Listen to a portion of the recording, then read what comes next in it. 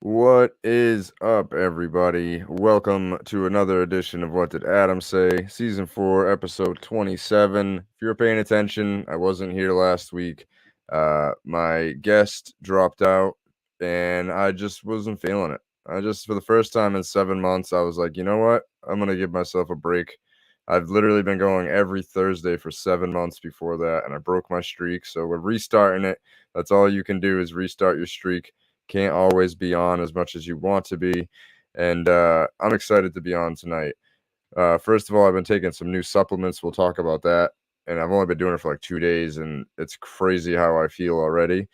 And there's a shit ton of stuff going on in the VeeFriends community as far as version 2, book games, what all the shit that's going on. So I can't wait to see what he's been up to in the VeeFriends and NFT space.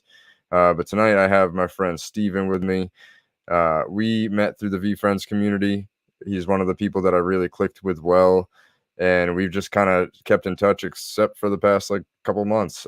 I feel like everybody's been so busy in their thing, including me, that we've all kind of not been able to talk to each other as much. So I'm very excited to reconnect with Steven and fucking learn more about what's going on in his life. It's gonna be a fun show. Make sure you guys share this. Follow me on Twitch, and let's fucking, if I could find the button, go. Wait, what am I doing? Created a movement, won't ruin what you are pursuing. But I wake up every morning, never yawning, cause I wake up with the intent to make the day my bitch. And I don't need it, you talking, so just shut your lips. Cause I'ma make it, yeah, I'ma make it, I'ma make it, I'ma make it. Lord have mercy, I'ma make it. I wake up with the intent to make the day my bitch. And I don't need it, you talking, so just shut your lips. I'ma make it. Yeah, I'ma make it, I'ma make it, I'ma make it. Lord have mercy, I'ma make it up. This shit is crazy, right? This shit is crazy, right? This shit is crazy, right? It's been now almost a year since we met, and That's crazy. Friends released. Wow, it's felt like 10, man. I was gonna say that it always feels so much longer because it's like the Web3 space, everything is just like go, go, go, go, go. And it feels like I've missed the last couple months, and I feel like I've been out of crypto for years now. Yeah, dude, I'm right there with you. Like I took a big chunk of the winter off, just kind of minimally keeping up with everything. My working with the NF Daddies keeps me plenty busy, so trying to learn stuff for that, and build stuff out for other people. And I feel like a month or two off Clubhouse, not in the Discord, and I have no idea what's been going on. Yep.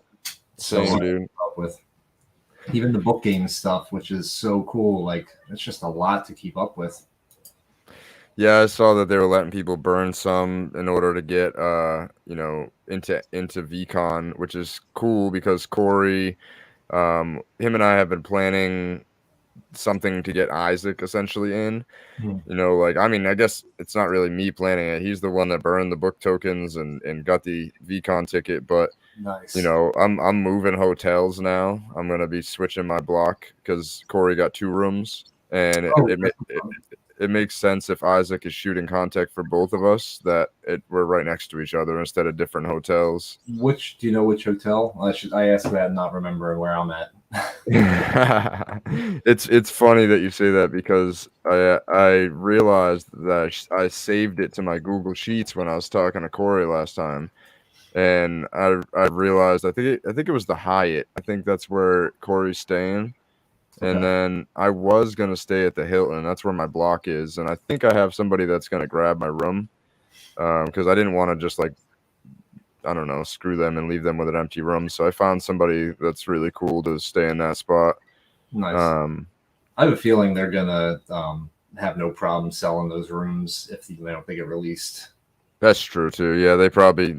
It's Bryce that booked that block. He'd gladly be like, "Oh hell yeah, I'm selling this shit for quadruple now." That's what happened with me. Was right away, immediately when they released the info, I went and got 2 rooms at one of the suggested ones. I think it's the AC Hilton, it might be a Marriott. I don't know, whatever. I got 2 there, but then I heard about Bryce's block, and I got 2 there as well with like double beds, in case somebody can't afford a hotel or just trying to help people out. So I actually have Right now, I have 4 rooms officially, 2 and 2. So I just, at some point I'll call the hotel and either release them. I'm waiting to see, like, if somebody's flying in from another country and doesn't want to pay for the hotel too, like, here, just take one of these. They're already kind of set up. So, Exactly. but yeah, if I have to give them back to the hotel, I'm sure the closer it gets, people are going to be like dying to get a hotel room in the area. So, Yeah, the more people that like, it seems like they're trying to get more ways of letting people in, essentially, yeah. and the more they keep doing that, the more it's gonna cause everything to go up. Yeah, people who couldn't have possibly planned in advance because they had no idea that they were going to be able to get there. Yeah, for sure. Especially as he keeps adding these crazy names too. So Yeah, dude, he's going. I feel like he hasn't even announced the A+ names yet. yeah, yeah. Like Besides Snoop. seems like a teaser. I feel like. Yep. Yeah, he's like, oh, look what I did. Like, Mhm. I just want to give you guys like a view of like what I did. What I can just randomly do, like Yeah, here's like I'll just go to a Super Bowl party and get, one of the goats. Just because I can. Why not? yeah. I feel real bad because my when my kid heard about that, he's like, "You're gonna let me come with you, right?" I said, "First year, man, I got to go and like hang out with my people and be able to stay out till 3 in the morning and not feel bad. Like next year, it's a different story, but this year, I got to fly solo and kind of be able to like move fluidly and do whatever I want to. Yeah, I was talking to Isaac about this. It's gonna be insane because, like, how often, if you had to put it into hours, how many hours do you think you network a year? Not including web since the Web3 space started, because Yeah, it's I a guess that. because it's completely different. Like before May, I was set in my career. I was trying to fill my time with like hobbies and stuff. I didn't really have like a side hustle. I'm always like hustling a little bit here and there, or working freelance, things like that. But like, I wasn't trying to start a business. I wasn't trying to like make a name as a freelancer.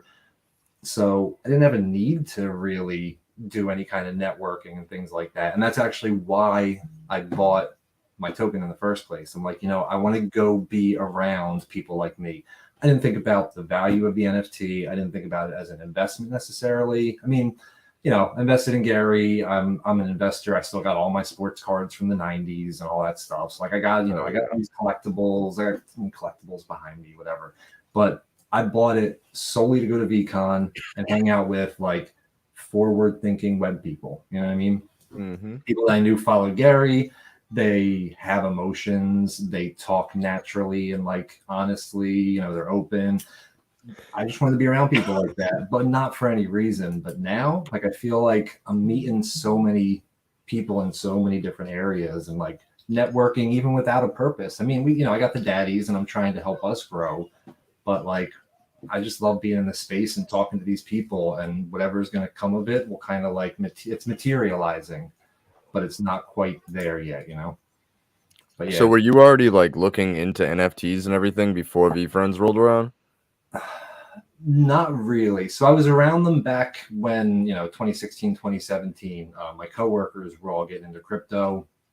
One of my friends that's in our Discord, Hawk, he got some like crypto kitties back then. But it wasn't until April, one of my coworkers was like, "Did you hear about this Beeple shit going on?" And I was like, "The fuck is a Beeple?" And he said, "Dude, you got to check out NFTs because I've been talking to him about crypto and stocks and stuff. Not a heavy investor by any means at that point, but he was like, you got to check this out. This is where it's going." And right as I started looking into that, people did that 69 million sale. I happened to randomly re-find Gary right around that time. And, I hadn't watched him for like a year, and I was watching a Tom Bilyeu interview with him and was like, "Oh, yeah, Gary, like I forgot about him." So that was like April. And then all of a sudden, Gary's like NFTs. And I'm like, all right, this is weird. So I'm going to look into this. And within that month, it was just like Gary was the first one I bought. So, yeah. My daughter's going buck wild. She's being crazy. Sorry, y'all. Um, Barely here.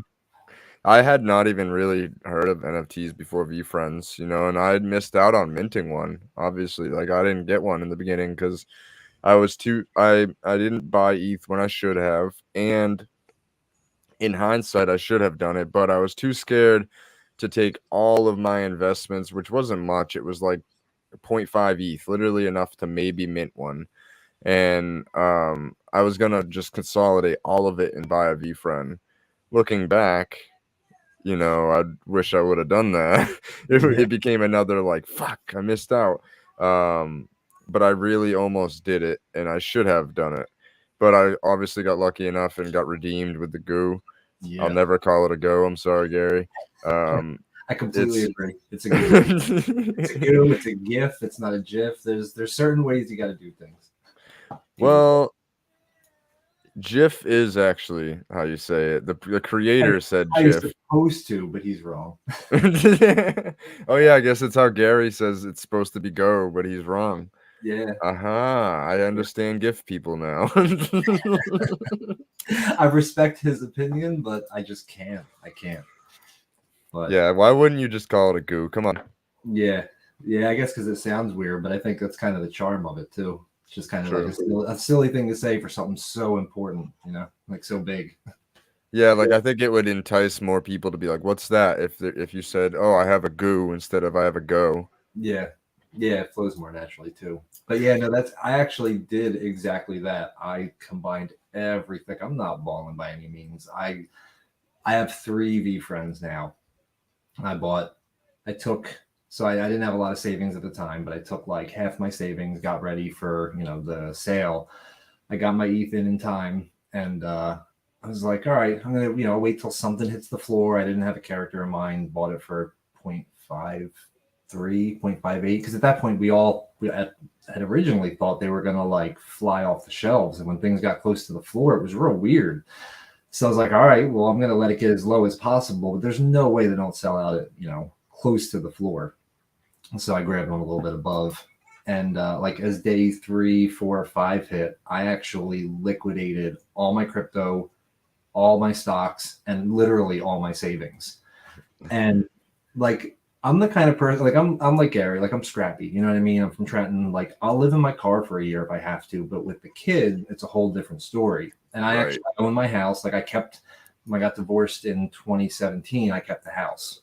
So it's like a 4-bedroom house meant for a family. And I wanted him to have stability. So I kept the house, and I was like, I'm playing with real money here. Like if this doesn't work, it's not, I mean, it's all real money to everybody, but like, if I have to sell the house and live on the streets, I'm okay with that. Like I'll live at a friend's couch for a year, but not with him. So I had to be really sure of it. But at some point, man, I was just like, you push your chips in and you stand up and you close your eyes and just hope it works. And this one happened to work out, but man, it was a terrifying first couple weeks, months, whatever, before it really started to take off. Are you still working, or did you leave your full-time job? No, I'm full-time. Yeah, I work at an agency. It's a web dev agency, small. We're only like 10 people. It's in the pharmaceutical industry, but that's just because that's what my boss has connections with. So, yeah, normal Web 2 dev.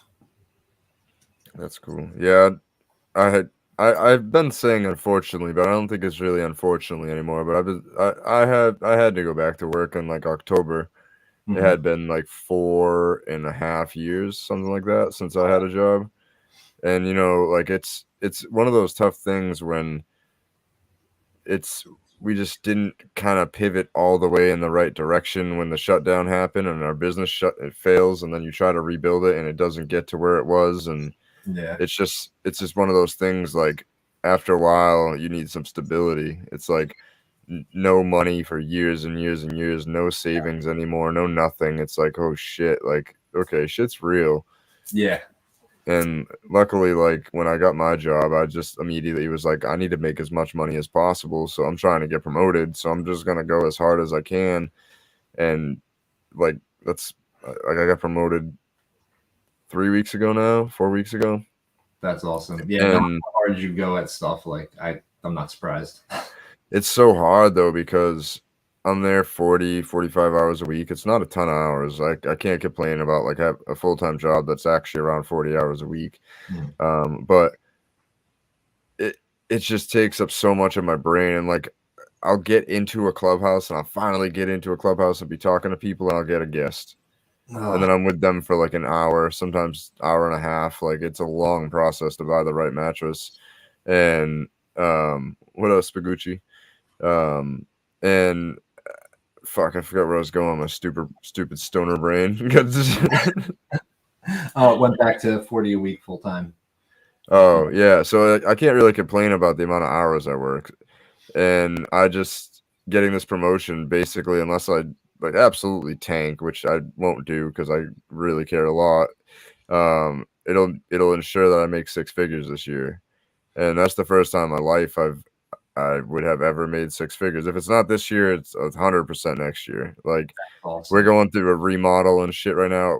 My big store, I have two stores that I manage, and we're going through a remodel at one of them, and our business is down like 70% year over year. And Wow. he's like, my manager was like, I saw that and just kind of marked it as an anomaly. He's like, I'm not mad at all. I understand. Google said we were closed for like a week. It was fucking awful, dude. Like, and we're in the construction. We look closed. It's been rough, and it's just one of those things where I've been trying to push through it. It's like I've been a manager for 3 fucking weeks, dude. I have a new hire already, and I'm doing a reconstruction, and Wow. which requires me to be lifting all these beds and adjustable bases and all this shit. Like I've moved every bed in both of my stores now. Wow. Man, just jumping right into the deep end. It's crazy, dude. Like the amount of work that I put in, it's just that's what you got to do sometimes, you know. Like we're really trying to buy land. We're really trying to buy a house. Not trying to. We're planning to buy land and planning to buy a house. So it's we're getting through tax stuff. Like I'm finally, dude. I have all the paperwork in to get caught up on taxes to 2020, and then I'm just finishing getting my crypto stuff together to do 2021. And yeah, Started that process. dude, it's I'm so close. When those years are all filed and I'm caught up on my taxes finally, that's like the biggest step forward. That like it's like there's like 3 steps forward we need. We need to do get all my tax shit up to date, pay off all of our debts, and then just up our credit. Which I mean, my girl's killing it. Her credit's 720 something like that now. Mine's like 650. Yeah, and once So you start killing off those debts too, that like once your debt to income or your debt to that changes quite a bit. facts. Yeah, And especially if you have a lot riding on like credit cards or open lines of credit, because they look at the difference between how much room you got and what you're spending. I keep mine all at 30% or less. Yeah, I was Like gonna say that's the magic number. it's working too. Like It makes a huge difference. I had a couple dents because like I have like 4 credit cards now, like all good ones. Like I have the Apple credit card, I have the Capital One. So like all of my cards are like earning a little bit of interest and stuff like that back for like I mean not interest, cash back. Yeah, Capital One's 1.5, right? Do you have that It's one? yeah, it's up there. Yes.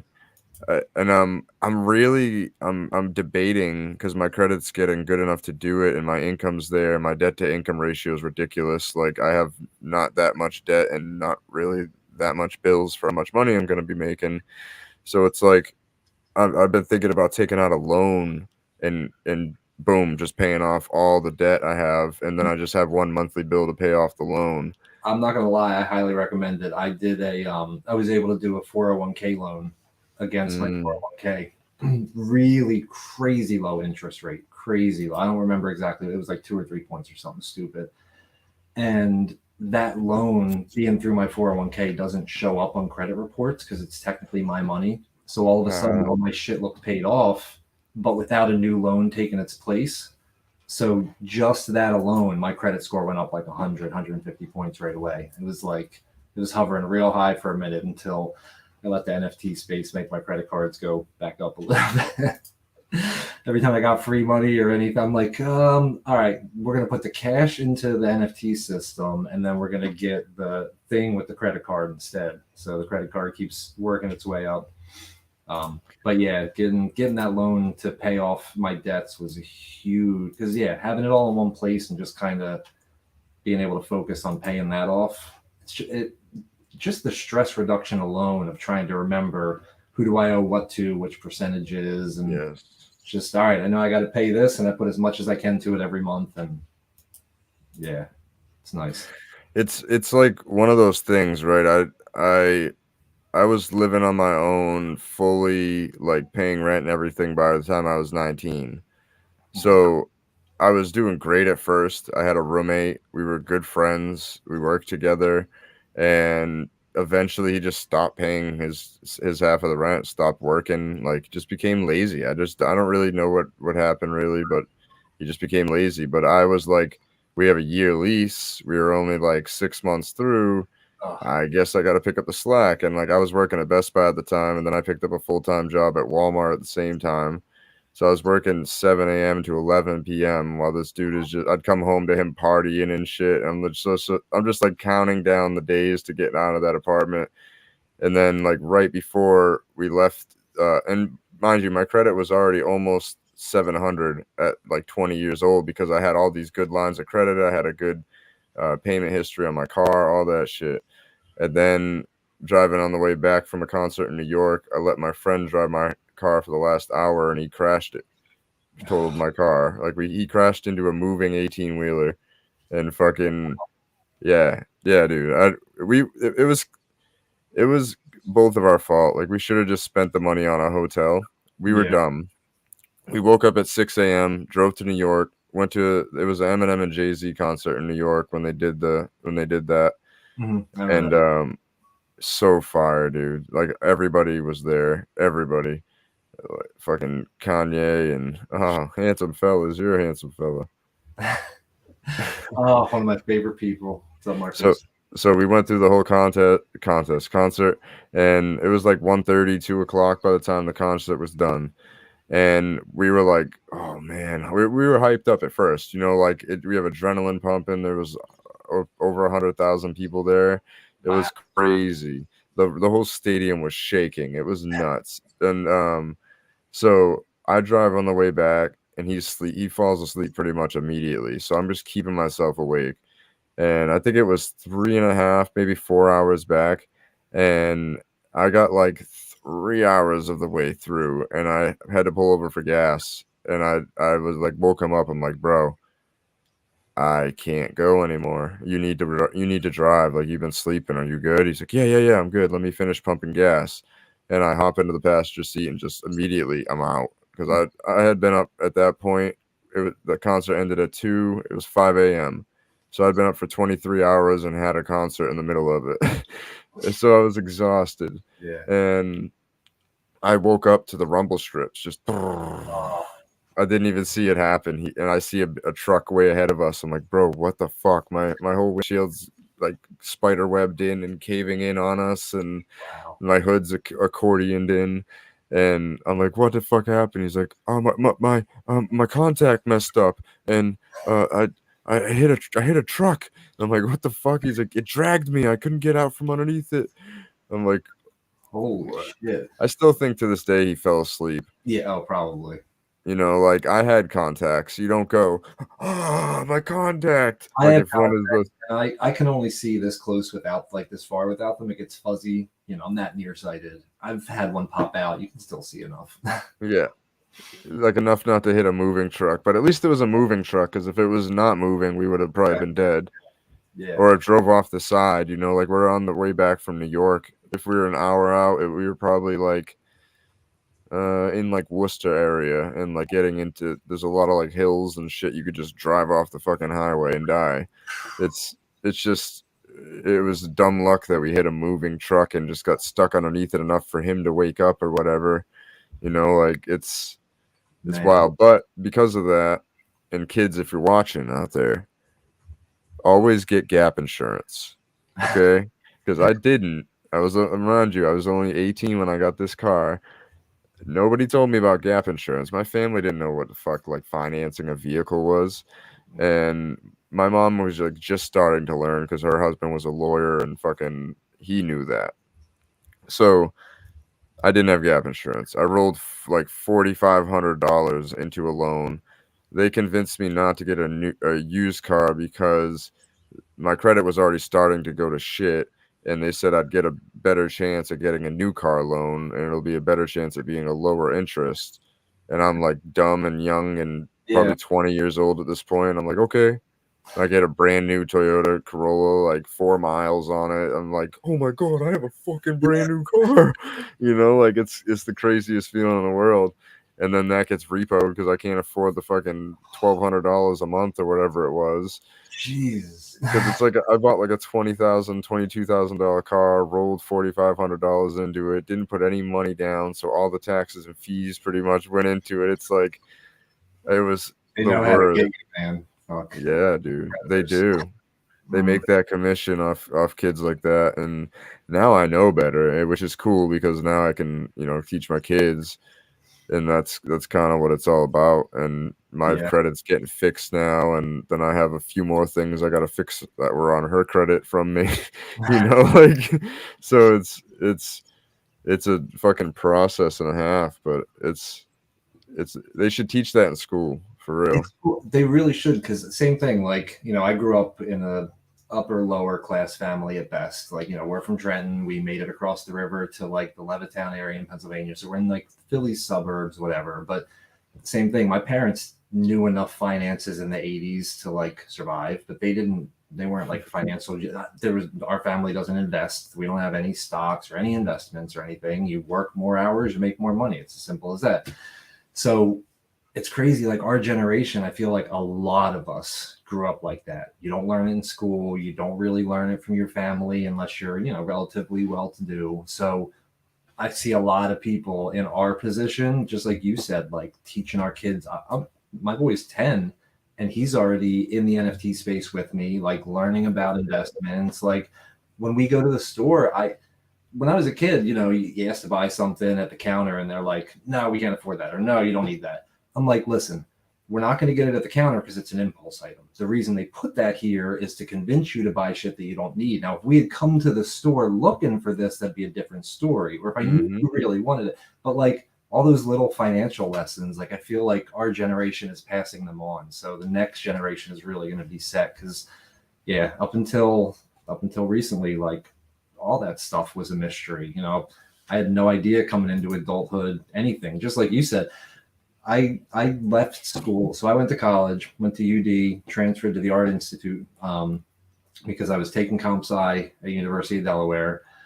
And I was learning all the shit I needed at home. In 1999, nobody knew computers. You just kind of like learned it on the way. So the teachers weren't really teaching me too much. It was like less practical. I knew I wanted to do web stuff. So I moved to an art school to learn like the design part of things.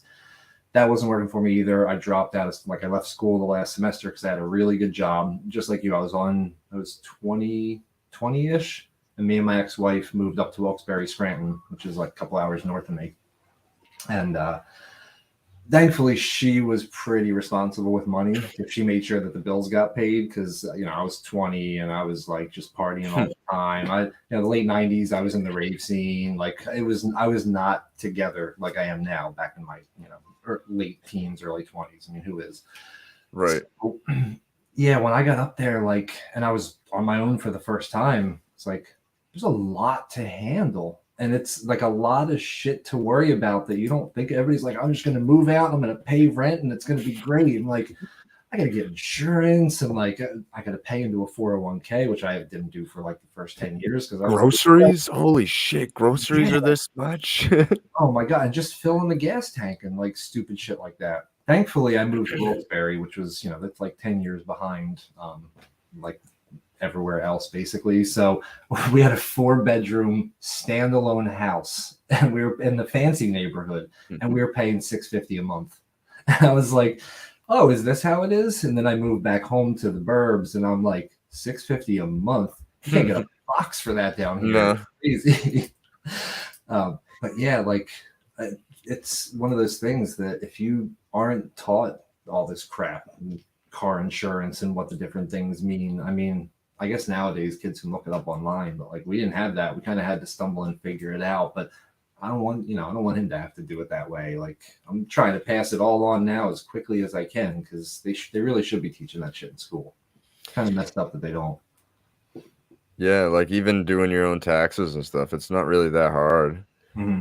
Like for the most part, I've been doing basically all my own taxes until this year when I have business taxes because I didn't want to fuck it up and get fined and all this other stuff. So it's crazy because they don't teach that at all. taught it to myself. Like my stepdad, he used to claim us like on his thing, or he would do my mom's taxes and claim us on there. And I wanted money to buy a car. I was getting my license. I wanted to buy a car, and I just wanted it as soon as possible.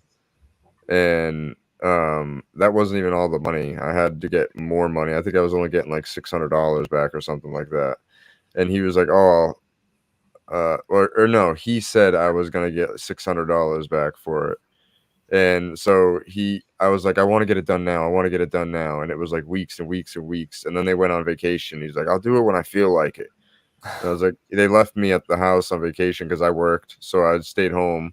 And I was like, "Okay, Google, how do you do your own taxes?" And I found Tax Act. That's like the first place I used. And I plugged it into there, and I was like, "Okay, enter your W-2 information." I'm like, "Box 1." Okay, what is so hard about this? And I'm like a kid. I don't have any deductions or anything like that. Like, it's Yeah. fucking cut and dry. It is what it is. And I'm like, submit, and it's like $1,700. I'm like, are you this dude was fucking me. And then when he got back, I told him, I was like, "Hey, I did my taxes already. They got accepted." His And he's eyes like, go wide, like, you did what? literally, he's like, "You fucking did what?" He's like, Wow. "No, no, no. I'm gonna do it. I'm gonna still claim you. You probably didn't do it right, so there's no way." I was like, and I showed him like my taxes, like, this is this. There's the email saying that I did it right, and it's got accepted by the state and federal. And he's like, "Do you realize?" Like, they were supposed to get like $3,000. I don't know what it was per kid back then. He was gonna get a lot of money and try to give me $600 of it, fucking playing me. Wow. Yeah, you get a lot. Like me, my ex and I, we're real amicable now. Like, we're good friends, and we alternate every year who gets to claim him. So one gets to claim head of household each year. That year, one claims head of household, one claims dependent, and then we swap every year. And I definitely know, 1 year I'm going to get a lot more than the other year, whether I'm claiming him or not. Yeah, It's crazy. it is nuts. I saw like my fiance claims our daughter because I'm still working out student loan shit. That's part of my debt. And they've literally taken 3 or 4 like returns that I was supposed to get. And then basically it's like, here's what they took. It's like $2,000. It was the highest one year. And they were like, "Cool, $2,000 minus, so it's 6,400 you owe. But here's some interest and fees of $2,100." So it's like, Huh. it ends up being like $100 higher than what they took away, and it's like, wait a second, hold on, hold on. I just paid a quarter of that by you guys taking my taxes, and a penny isn't taken off of my debt. How the fuck does this work? Yeah, that's fucked up. So in impulse, I just stopped paying it. I was like, "Fuck this! This is a scam," Mhm. and it's like the biggest thing that kind of like fucks up my debt to income ratio and my credit and everything. I I I don't know if I still don't know to this day if it's a scam. It probably was. If it is, it's such a petty little scam. But I was on this program to get your student loans back on track. And it Mhm. was like a small payment, like $25 a month for 11 months in a row. You just have to show that you're serious and making payments to catch back up. And then after 11 months, you'll be put back to like not behind, not late, and like in current status. So every payment you'll be good. And I'm like, okay. So I paid 11 months. On the 12th month, I'm like reaching out. I can't get a hold of anybody. Never heard anything back. My student loans got like the paperwork I was supposed to get from the student loan place saying like you're back active, here's your account, like all that shit. Yeah, It's just I was that's a like, wait, long play for a small amount of money like that. Wow. yeah, I still don't fully understand what the fuck happened. Nothing Because those happened. programs do exist. I got so after I left school, I moved up to Wilkes-Barre because I was making enough money to get by, but I wasn't making a bunch of money, so I stopped paying my student loans too. And I got into one of those programs, and like they're legit because they can coordinate. They negotiate with credit card or the student loan companies to accept a lower payment, and they trust these people. So like there are legit companies like that, but yeah, to run you for 11 months like that for what's that, $300? Like, it's a Yeah. lot of work for $300, man. I guess if they're doing it over and over again. Yeah, it's just I'm still puzzled. That's one of the things I gotta look into next. I'm like doing this in steps. I'm like I want to get taxes done because that shit's like enough to make you drink, and I don't really like drinking. Like Same old it's like Melissa. it's the worst. It just there's some nights I've just sat here like with a little bit of tequila over the rocks, and I'm just like, okay, sip, type away, get at my shit, and send it over to my tax guy. Like it's been so much fucking work, dude. I'm gonna like cry when this shit's all caught up because Yeah. I'm so over it. Yeah, But I got lucky with student loans because I stopped paying them so long ago. I declared bankruptcy in 2005, back when it was still easy to do that. And they dispersed, I don't remember how it worked, but all my credit card debt and like all my non-federal student loans, I guess they were private student loans, but whatever happened, I ended up erasing a lot of it. And, it was 15 years ago, so it's not on my record, like on my financial records anymore. So I got lucky to get that in beforehand. But yeah, this tax stuff, man, what are we, a month away from taxes? And I haven't even started with the crypto stuff yet. That's yeah, I think it's stressing April me out. 21st. Stressing me out, man. See, the one thing I don't really know how to do, and I don't even know if my tax person will know how to do, is like the OpenSea stuff. That's what is worrying me because when we were going through the divorce, I've been going to a woman at H&R Block, and she's amazing. Like Same. she does a side hustle too, and like she's legit, and she always finds me money. Like I do them myself at home first just to see how I would have done, and she finds me like $1,000. It's crazy. I have a great relationship with her, but she's older, and I don't know if she's going to be able to do this stuff. Mhm. And I keep hearing about. I want to say Zen Ledger. Now there's one tag. Whatever Ron used, Ron and Alyssa. There's a really good software. My buddy also used it, and it does the best that it can. Like you link up your wallets to Binance, OpenSea, blah blah blah, and it pulls in all the crypto and all the NFT stuff, and then gives you a list. And it's like, all right, we know what all this stuff is. Here's ones you're gonna have to kind of manually review. But it's supposed to just take all that and spit it out. My buddy said it took. He's semi-active in the NFT space. He said it took him, like a day to go through it, maybe. But I have a lot of like dumb transactions, like dumb little stuff. So I'm worried about how much, like how many manual transactions I'm going to have to do, and How does that work with like NF Daddies? Do you guys just like take it as a whole and then split it? We haven't taken anything out from T sales or anything yet because we haven't hit any of our milestones. So we're sticking to our plans and stuff. But the work that we're doing for other people, we're still trying to figure that out. Alyssa convinced us like we're going, legit. We're working on an LLC and trying to make it all official. So truth be told, man, I'm so bad at that stuff. But I mean, so is the NFT being sold not a taxable event? I don't think so. Or if it is, it's taxable to us as an organization that doesn't exist yet. It's such a gray area. Like I don't think for last year it's going to be a problem, but by the time we have to file this year's taxes next year, I think we really have to figure it out. But I'm not good at staying on top of the tax stuff.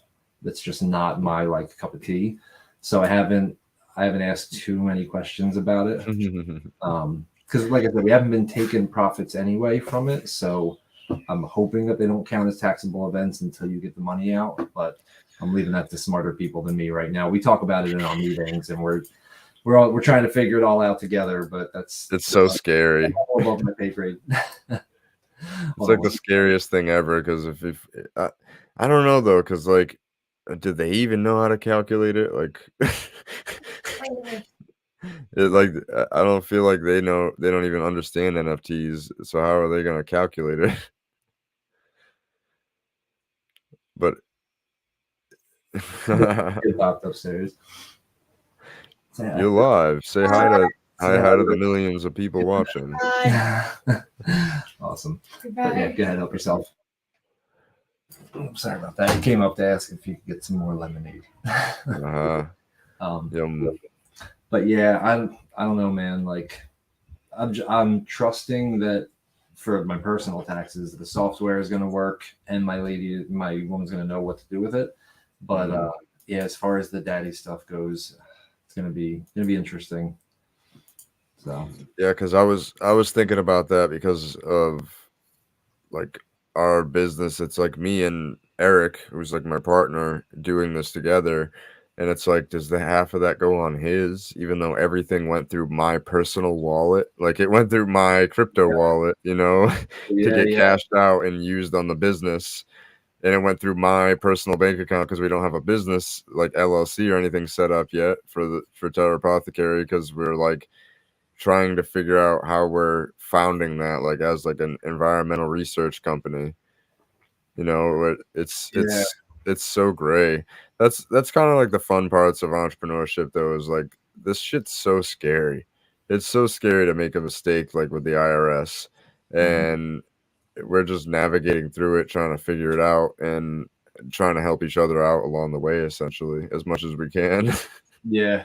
Well, that's my favorite part about just this space, the NF daddies, all this. Like, part of the ADHD is I love new shit. Like, I don't care what it is. I pick up hobbies left and right. I'm like, all right, for the next 4 months, I'm going to learn guitar. Apparently, now I'm going to draw. Like, whatever. I got a 3D printer recently, so right now it's not only the printing, but like sitting there and like painting. It's like a meditative state almost. I'm like painting these little figures. Everybody's getting action figures for Christmas this year. Like, Let's go. But yeah, like there's so much shit that I don't know in this space, and I love learning it. But the tax stuff is a little more, with the NFTs, like you make a bad play, you lose some ETH. Like that sucks, and that can really hurt if it's a good amount of money. But like, you're not gonna go to jail for making a bad play. But fuck up on your taxes, and they think it's malicious, and then you got people like knocking on your door, and you're getting like an audit. Now you owe 4 times as much. And I'm hoping this year it's just, if you put in a good faith effort, even if you fuck it up, they're not going to care, and they'll just like, all right, you owe this much, idiot. But Yeah.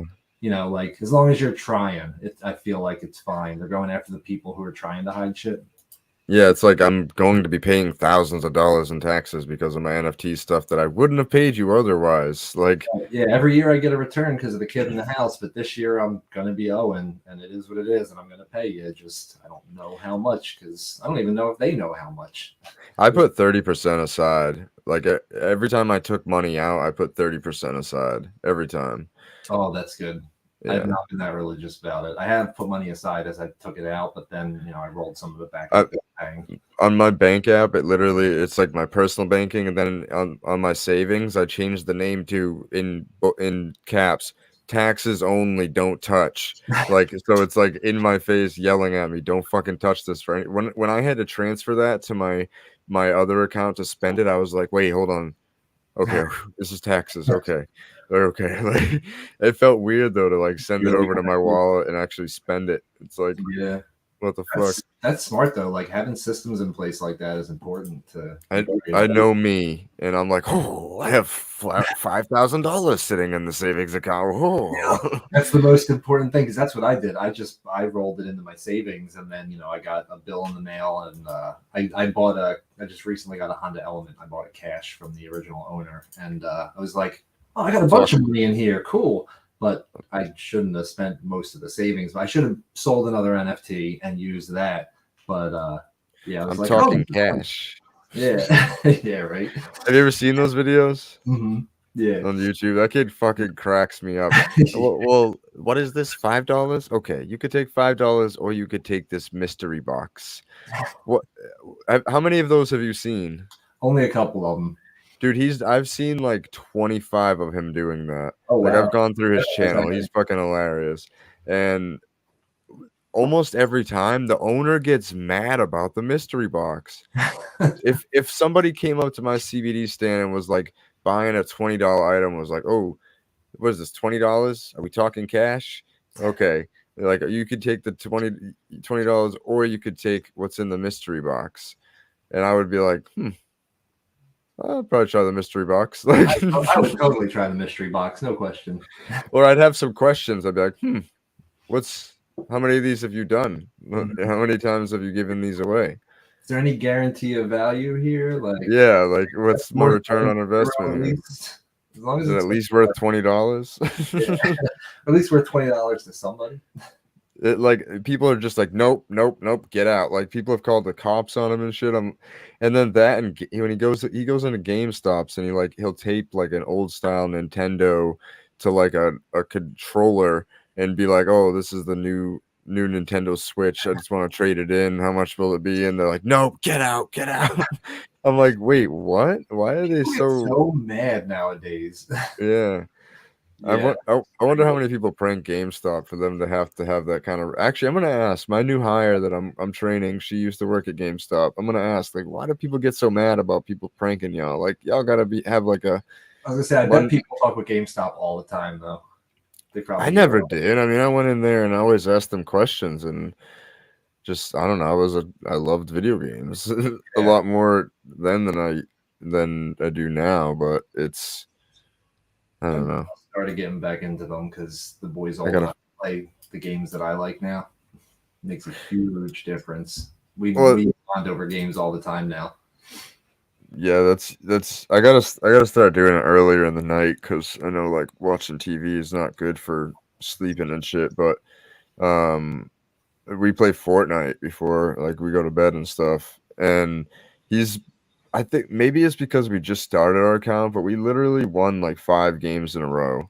That's what happened with us. We started gaming. He was like 7, and we got Fortnite because a couple of his friends had it. And yeah, we were doing real well. Now he like wrecks me when we play. I can't keep up, and that's why I like to play Apex because I can't build for shit. So I'd rather play Apex so building's not an issue because he's cranking 90s and doing all this shit in Fortnite. I can't even. My eyes can't keep up with his hands. That's how fast he is now. 3 years later. But yeah, we had the same thing. I don't know if it's because we were lower level or what, but yeah, Maybe they just like fill the lobbies with bots to make you feel good about yourself, and then it's like, oh my god, I'm doing so good at this game, and then you never win again. It's like it worked though. Yeah, we got hooked. The other thing we did was when he was younger, we still play Minecraft, but we would play like we had a modded Minecraft that was like Pokemon. So not Mhm. only were you playing normal Minecraft, but you could actually collect Pokemon, and then like you could ride Charizard instead of riding like a horse. So that was pretty cool. But yeah, he's definitely gotten into like first person shooters, which is cool because we play like Apex together. He just started. He's out of the nightmares at night phase. So I talked to his mom, and now he's playing 7 Days to Die with me. He thinks like he thinks the zombies are like funny looking, like not scary at all. But it's the crafting and missions and like the preparation. It's 3D Minecraft with zombies basically. So it's been a lot of fun to be able to play that. And then oh my god, Corey, if you watch this, man, fuck you for making me get that Oculus. So Corey came out here in July, August. I don't know. We had known each other, 4 months because of VeeFriends, Yep. and we got to know each other pretty well. And he happened to be coming to the area, and I was like, just crash here. So he stayed with me for a week, and he brought his Oculus because I used to run the VR studio. Yep. The day he left, I bought an Oculus. I was like, Beat Saber is the most fun. Like it works with my brain. I put the headset on and like I zone out and I can just kind of follow, if I think about what I'm doing, I'm terrible. But if I don't, it's like Tetris. Like it's just like and just go. And I had it for a week and then I kept getting mad because he kept playing it. And I'm like, no, I want to play it now. So I actually got a second one. So now we play Beat Saber together on there, which is a lot of fun. But yeah, gaming now that he's older is I forget where we started with that, but it's been real cool to get back into gaming. I used to be into it back in the day, and then took like 10 or 15 years off basically because I was spending too much time playing. I feel like I found a balance. Every time I think about the shit I used to do all the time, and now I'm doing it again, I'm hearing Atmosphere, like trying to find a balance in my head. I'm like, that's pretty much my whole life right now, trying to find that balance. So. It's always hard too. I feel like I fall in and out of the balance. Like I'm never perfectly like on balance forever. It just doesn't work that way. It's No. some days I'm just really off. I can't really explain it always. I'm getting better at like pinpointing like what emotions came from like, what experience in my life, and that really helps me to understand like why I'm doing it. Like it's fucked up when you like really work through your trauma, but it's really beneficial because you understand, you know, how you reacted to those different traumatic events, and then everything becomes like a traumatic event almost, how you react to it, and you're like, oh shit, that's Yep. similar to that, to that, to that, to that, to that. Oh my Yep. god. The body stores that shit, man. The mind stores it. Like, yeah, it's crazy. Yeah, I never like. There's that running joke about your therapist is like, all right, tell me about your childhood. And like, my childhood wasn't bad, wasn't great. Like, we didn't have a lot, but I was like a happy kid. I got a sister. Like, my parents were a normal parent. My mom, I didn't know at the time, but my mom was an alcoholic after my parents got divorced. I got divorced when I was like 8 or 9. So she was either like really lovey-dovey or screaming at me. Like, I was the representation of my dad who now lived over in Jersey again. And like, it was either, laughing or crying together. So as I'm like working through this shit as an adult, I'm going through like the divorce and like imposter syndrome and people pleasing and like all this stuff that I know that I do, but I like, like people pleasing. I genuinely love helping people. Like, I like sharing knowledge. I'm happiest when my people are happy. So like, it's almost selfish to be a people pleaser, but I'm like, I don't know why I do it. Well, that's because I had an inconsistent caregiver. So I always had to be on hyper alert. Like, I'm skinny and I'm finding out that a lot of it is anxiety. And I'm not an anxious person. Like, I don't worry, but I'm always playing chess for the next 40 moves in every aspect of life, career, this and that. And that's a form of anxiety. And it's because as a kid, I had to be aware of my mom's moods to know, is today the day I fly under the radar? Like, she didn't like beat me. I mean, I got like whooped on sometimes, but it wasn't like I was getting unnecessarily beat up or anything. But I always had to be on guard, and like I never thought about it until therapy sessions in my 30s and 40s. But crazy going back and now every action that I do, like I replay later on in the day or maybe the next day or a week later, like that was a weird week. What's going on? And you kind of sit and think about it. And as an adult, like replaying it and trying to contextualize it, it's fascinating, man. Like, if nothing else, it's fascinating. Like, that's one of the reasons I got into this community. Like I said, there's a lot of deep thinkers here, it seems like if you take a sample of this population versus a sample of the people I usually interact with in my day-to-day. I used to hang out with like all my buddies, we used to drink and smoke and party and like, all this. And it'd be like 2 people like me in a group of 30, 40. Now there's like 8, 10, 20, 30 in a group of 40. It's ridiculous. So I have these conversations like we're having, like we've had before, talking with Corey about like heavy shit, like past addictions and all this stuff. And I learn a lot more through talking with people than I do like working it out myself almost. Because when I talk to other people, I'm finding that I stay more focused. Like, I stay on track. When I'm sitting there thinking about shit, it's easy for me to go in 40 paths and forget what I was thinking about if I'm not actively journaling, and like trying to stay focused. But yeah, man, like I forget where I was going with that. But it's been an interesting couple of years, and especially the past year with all this, like the VeeFriends stuff, the NFT community in general, all of a sudden having a net worth. Like you mentioned that in the Corey interview, like I have a legacy to leave to my kid. Like that, one of the NFTs, one of the 3 tokens that I bought, I had him pick out. I have an orange cheerful chipmunk that I let him pick because it's his. Like I wanted him to pick it so I would never be tempted to sell it, because that's his college fund. Like, does he have like his own wallet and everything too?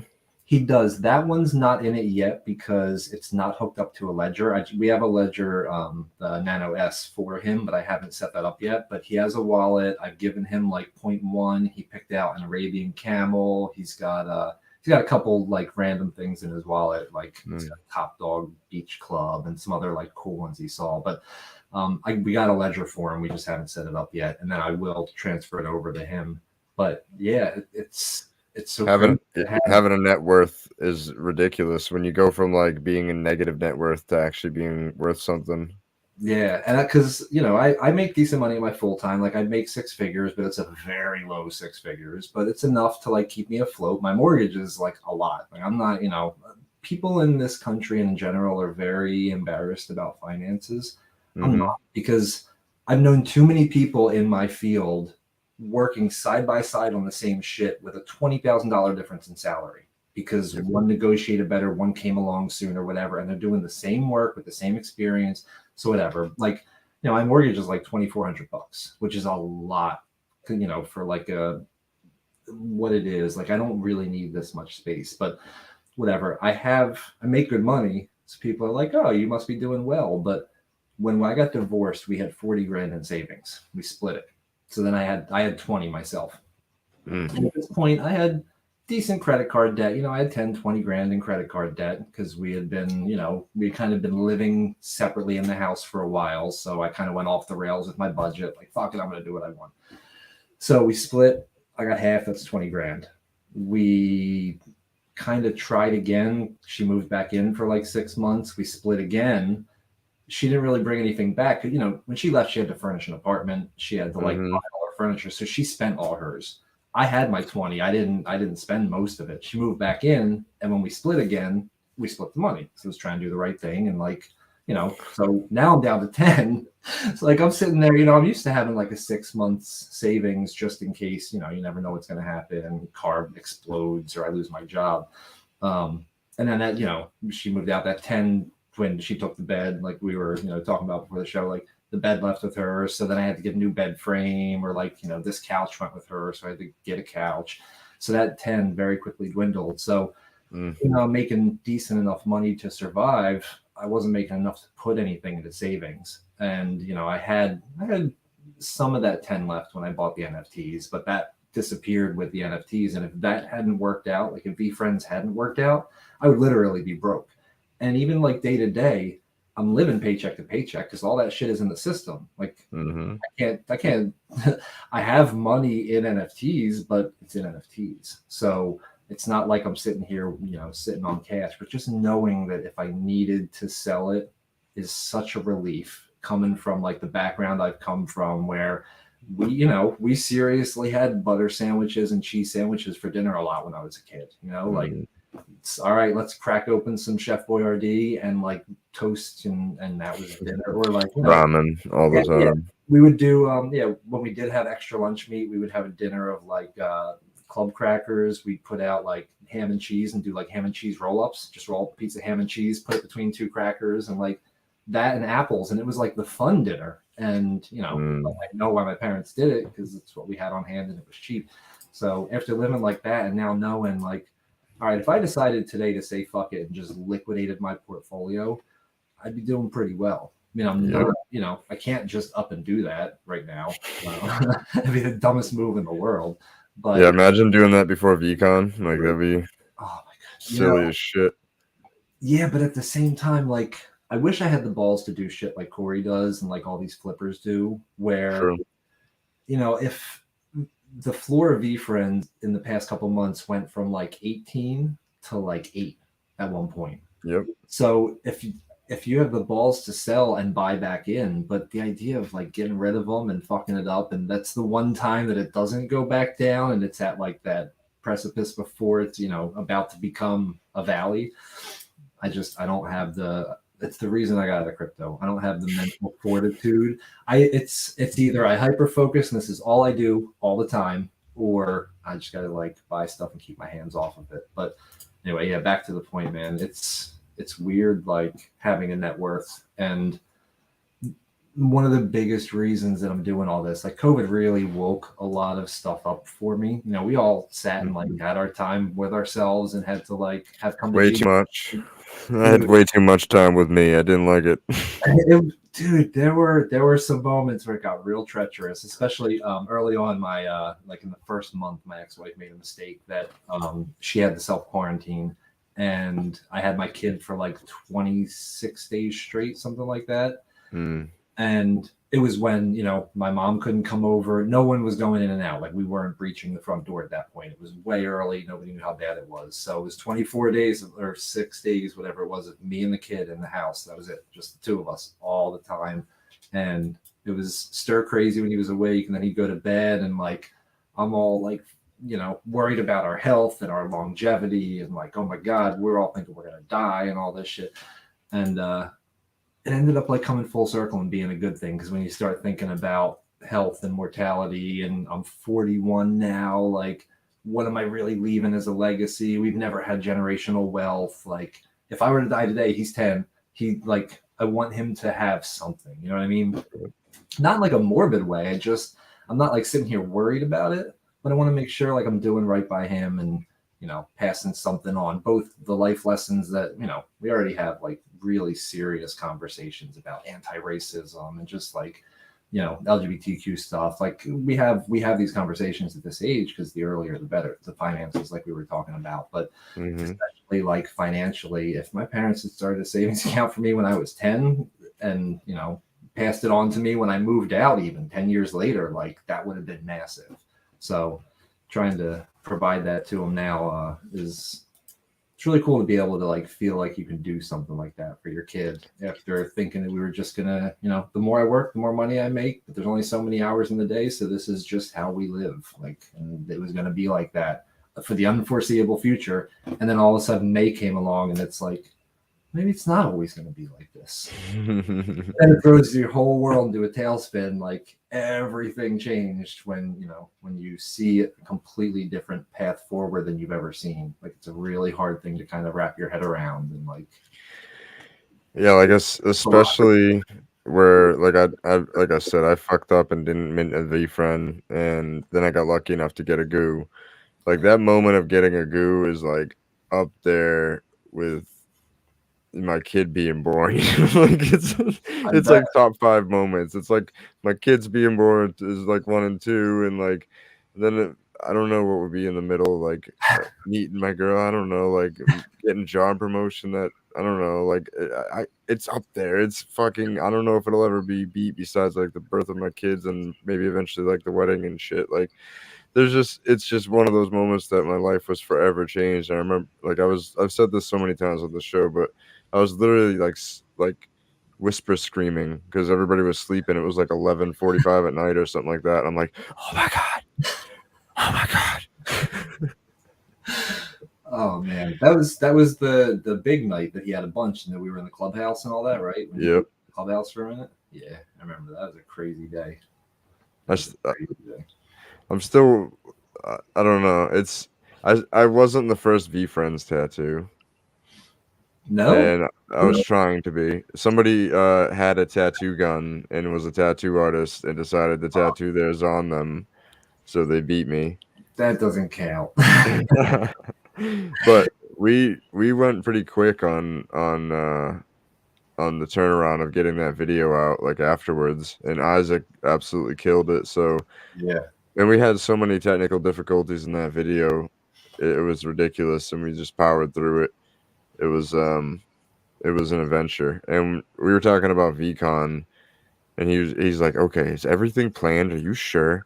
Because like every time we do something, things go wrong. I was like, dude, that's life. Yeah. Like things go wrong and everything that you don't expect. Like we don't really drive in New York. So one of the times that we went to VaynerMedia, and we found out that we needed an appointment to get in. I parked like on that street, and I didn't see a sign anywhere that said no parking like within my region. And I was like, okay, there's a couple cars in front of me, so like they gotta know what's up. So I'm gonna park here. And I come out to like a $150 ticket or something like that, parking ticket. And I'm like, oh my god! And that was like that time we met up, and when we met the group in New York, and he couldn't get in downstairs. Like yeah. See, like things like that where we couldn't. Yeah. He was literally going to be 21 in like 7 days or something like that, and they wouldn't let him into the restaurant to eat with everybody. And I really wanted to go up, and Isaac was like, just go. And I'm like, nah, dude, I'm not leaving you alone in New York by yourself. Like, I know you think you'd be cool with that, but after like a half hour, you'd probably be really annoyed with me. Yeah. And I wouldn't blame you, because that's really annoying. And it'd be tough for you to have a good time knowing he was down there. We didn't know about what was going on down there at first, or like we tried to convince people to like go down and go somewhere else, but no one knew. We thought you guys had just like, split off. What you guys didn't see down there is that I was like, yo, Isaac, this is a nice place. Offer them some video service. See if they'll let us in. Oh yeah. And he's like, good idea. So he goes up to the guy. He's like, he's like, is there anything that we could do? You know, like he's so not shy at all. He's like, is there anything we could do? Like, I'm really dope with videos. You see my camera, like I'm really good, and I could shoot you guys a really dope promotional video for the club, and I'll do it for free. You guys can like watch me the whole time. I don't even drink. He's like, I don't drink. I'm against that. That he really is. He doesn't drink, and it's it just was like, wow, that he's like, that's really nice that you'd offer that, but we still can't let you in. Just like, with his work, man. Oh my God, Isaac is amazing. Like he's something else, man. I'm amazed that he hasn't blown up yet. Like, it's coming. It's he's blowing up. It's just seems smaller, I guess, on the surface than it really is. Like probably around VCon, probably around the time I got the VeeFriend, around the time we were done with that video, probably going to New York the first time, or going back to New York the first time, and we had kind of talked about, fuck, I lost my train of thought. Stupid weed. How good he is, and going back to we had a conversation. He was around that time charging like $300 for a music video, and I was like, bro, we broke down the amount of hours that he put into it, and it was like he was getting paid slave labor. Like he just was like, it was like not even $1 an hour, like under that. I'm like breaking it down, like, bro, like you're so talented, and I like you taking your time is a good thing, but you need to realize your time is worth something. Yeah. And I was like, I bet you by the end of the year, you're gonna charge $1,000 a music video. And he is now. Nice. Good. And we were talking about that. He's like, dude, you really like called that shit. I'm like, I really did call that shit because I know you. Like you have your talent and you do all this stuff and you obviously see that it's good, but you still have an artist mind, and an artist mind tells you that it's not good enough. So I know where you really are, opposed to like based on how you feel with the amount of talent that I'm seeing in front of my face. But it's a different perspective than you have, so I could see where you're going. And I was like, I could see you charging $2,500, $3,000 by the end of this year. Like you're way too good to be charging what you charge, and all you need to do is get the right eyes on you and get the right video. Yep. And you charge them, your $1,000 price, and they're like, okay, and they do it. But I also was like, I feel like some of these artists you want to work with probably won't even respect you if you come to them and say it's $1,000. That's the fucked up part about being in a creative industry. Like I kind of go through the same thing, and like I'm constantly thinking my shit sucks, and like the daddies are like, no dude, you're better than you think. But I do the same thing where I'll bid on projects. What, if I could do something for 500, I'll bid 1,000, but everyone else is bidding $5,000, and it's almost like they don't take it seriously, even though my work's probably better than most of those people. You know what I mean? Because it just feels weird charging a lot for something that I enjoy and comes naturally. But yeah, he should be. So what I'm hearing here, because you're convincing him to start raising his prices, is hold on, don't redeem the token that I have of his. Hold on to it and wait until he's charging a lot more, and then sell it to somebody for that free video I get with the token. Exactly, and I mean, yeah, everybody can cash in on that, and there's still a couple available. Like they didn't sell out, surprisingly. Yeah, I'm surprised about that. Because eventually the daddies want to do like a promo or something. Yeah, and he would fucking kill it, dude. He's so dope. Ron's in Pittsburgh and I'm in Philly, so we're close enough that we could beat you guys in New York, hang out for a day, do a little shoot or something. Yeah, he loves New York too. Well, love hates, but he loves it. Yeah, I'm closer to Philly, so I'm like a Philly boy, so I have a love-hate with New York because it's like a pain to get to, and it costs a lot to fucking pay the tunnel or the bridge or whatever, and parking. Yeah, it's like just going to New York cost me like $200 round trip between gas and tolls and parking and everything, and that's not even doing anything there. But it's always a good time, even when it's frustrating, And that's a big thing, is like with all this new shit and all the like things that we don't know, or even like you were saying, sometimes things just end up being a hassle. Nothing works out right, but there's like a beauty in the struggle almost. Like there's kind of a fun to the frustration. I mean, it's usually frustrating as hell, but if you can kind of find the like humor and the ridiculousness, and man, Swollen Members has a song that starts with "Life is a beautiful struggle," and that I play that in my head sometimes. Like Madchild is a genius. And I'm like, man, like it really is. Even the hard parts of it, you know, if you can find the either the ridiculousness, or I know that this will be a lesson eventually, or there's something here that's good, and like it's a puzzle to figure out what good I can take out of this shitty moment. Things become a lot more bearable, I guess. Because I'm telling you, I'm an Italian from New Jersey. Like I used to be the most pissed off dude. I'd be in the car like, the fuck is I had people follow me to work to beat my ass before.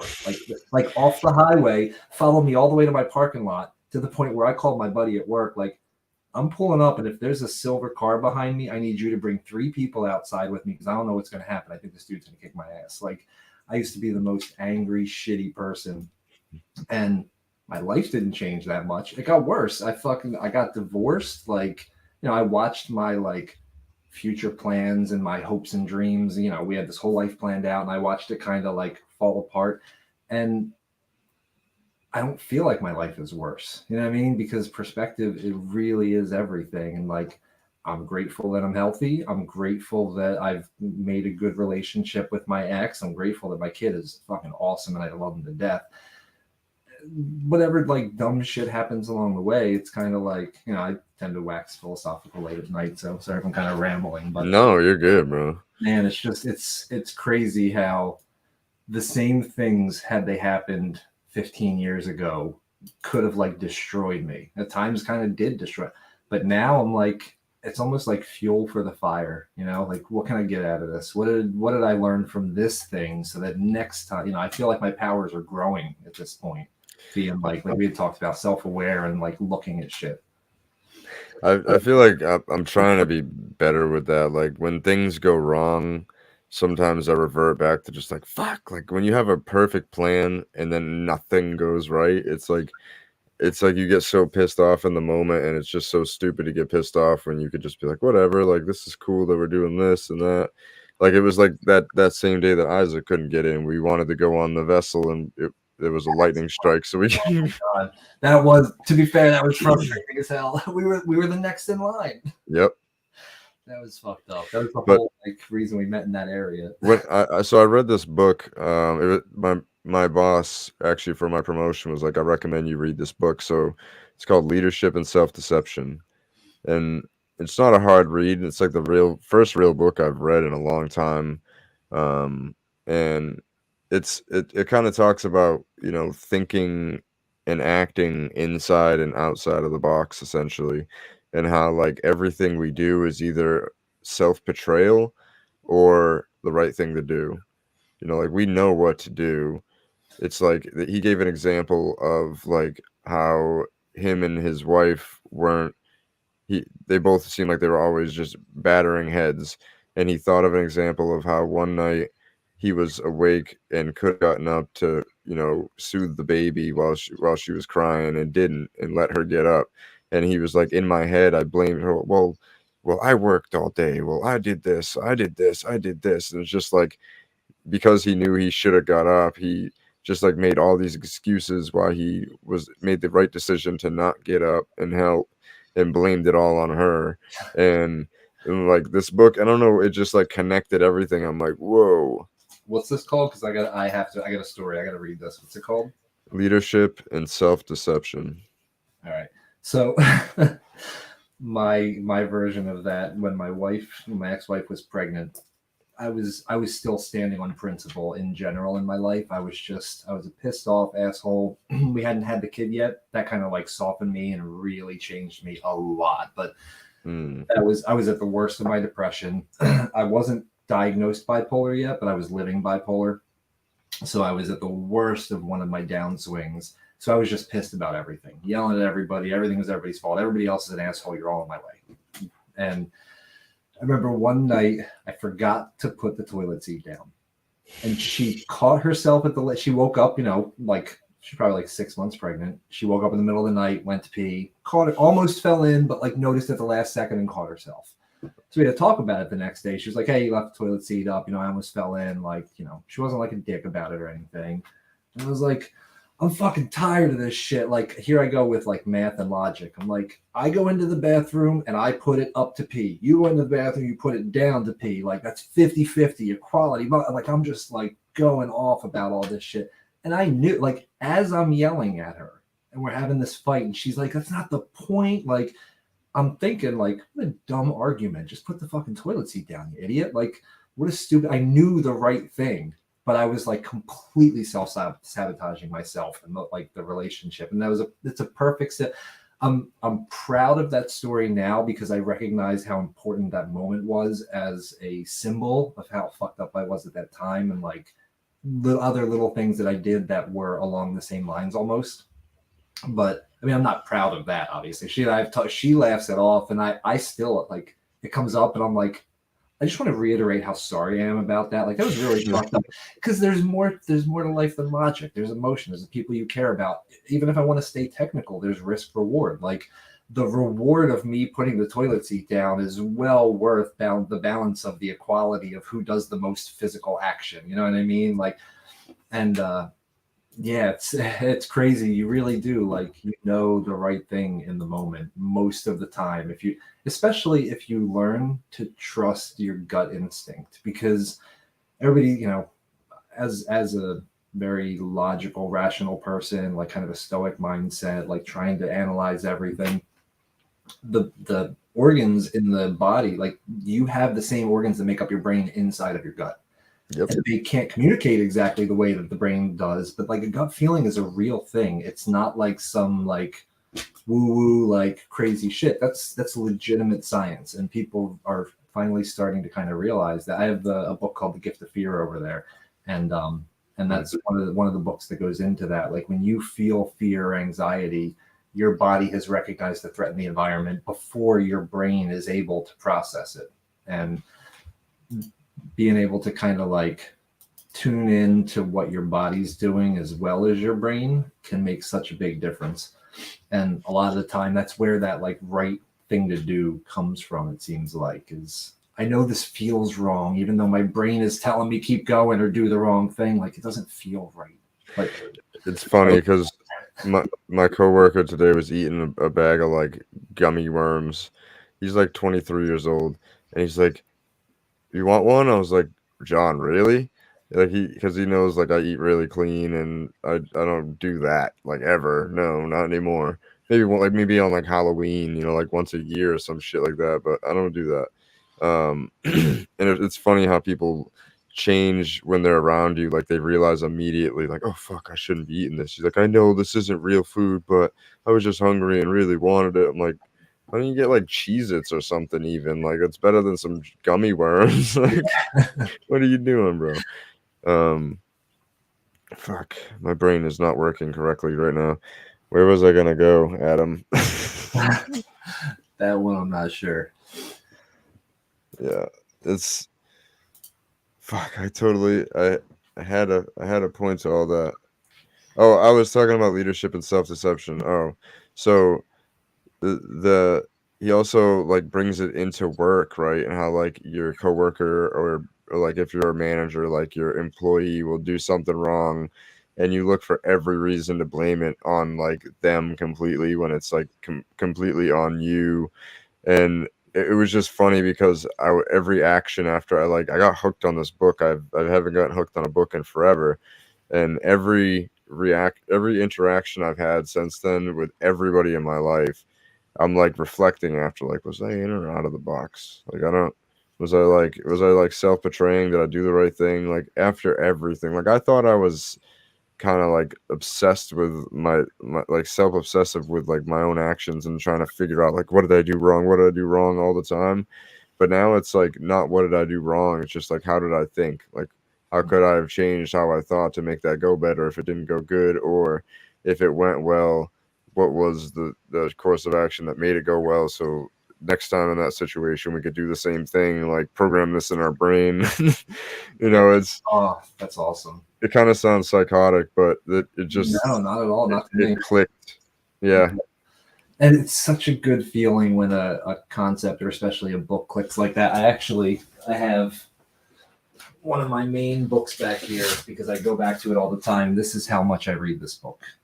Holy shit. Yeah, I have so many. I have notes coming out the top, notes coming out the side. It's called Radical Acceptance. It's one of those books that came into my life at exactly the time that I needed it, with exactly the message I needed.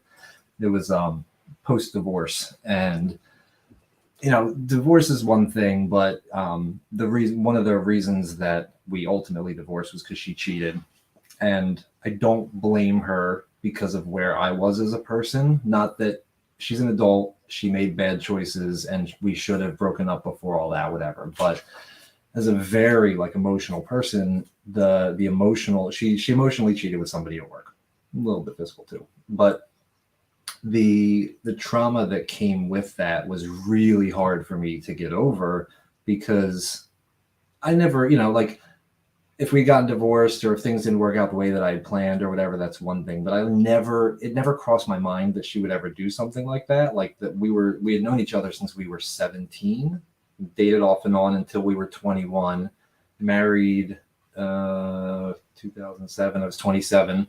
So we've been together for a long time at that point. So it threw my world into a tailspin, because my perception of people in general got really fucked up there. If someone like that close to me could do something like that, blah, blah, blah.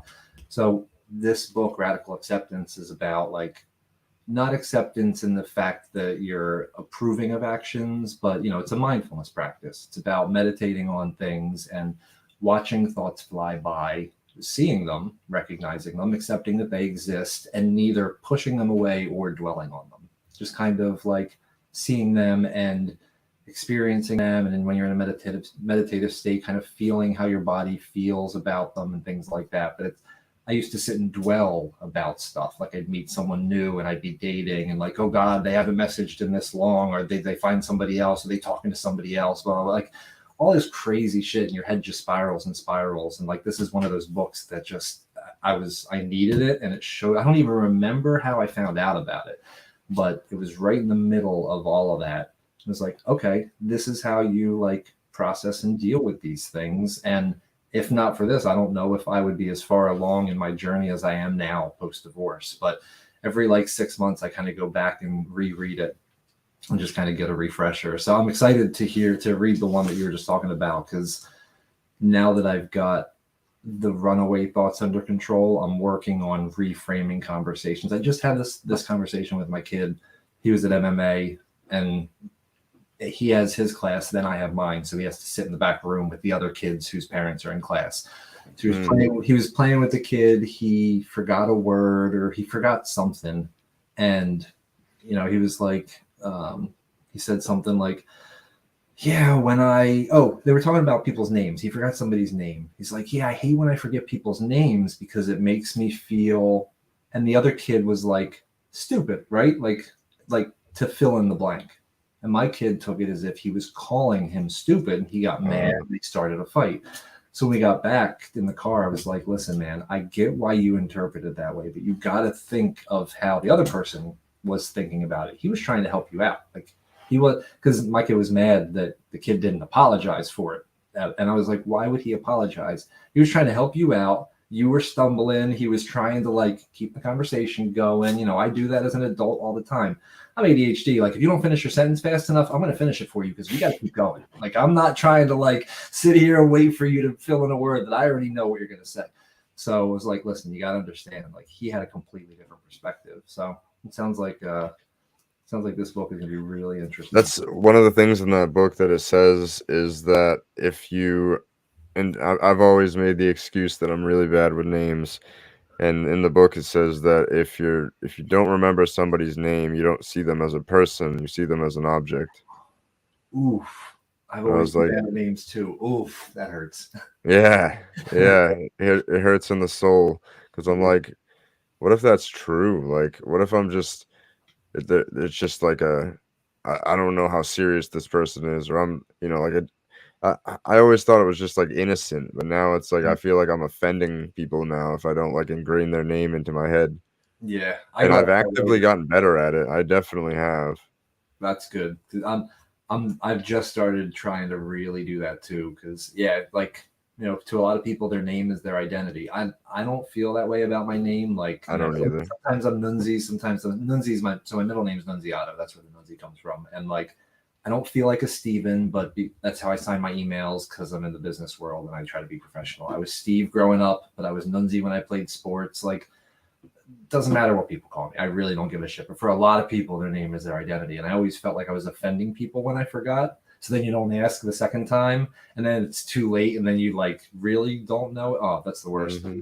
But I read a lot of books about um like neurophysiology and brain plasticity and all this stuff because I'm trying to rework my brain in a way. Hmm. I one of the reasons for my divorce I talked about in Clubhouse was I had a porn habit because I was super depressed, and part of the ADHD is dopamine seeking, and nothing made me happy, but at least I could get a physical buff from that. So it wasn't like I was like attracted to women in the videos. Like half the time I was depressed while I was doing like I wasn't into it, but it was just looking for that quick hit. And so that got out of control, and now I got to rewire my brain. So I read a lot about that kind of shit. And one of the things I read, I forget where I read this, but if you constantly say to yourself and to other people that you're bad at remembering names, you're activating the same neurons as if you were bad at remembering names. So you're basically myelinating the pathways that are going to make you bad at remembering names. Hmm. So a lot of things, like even with public speaking, I taught a class for the daddies on Wednesday at noon. It was a class that Marcos had started with making traits, and then I did a class on how to run the Python script that actually stacked them into an NFT and all this stuff.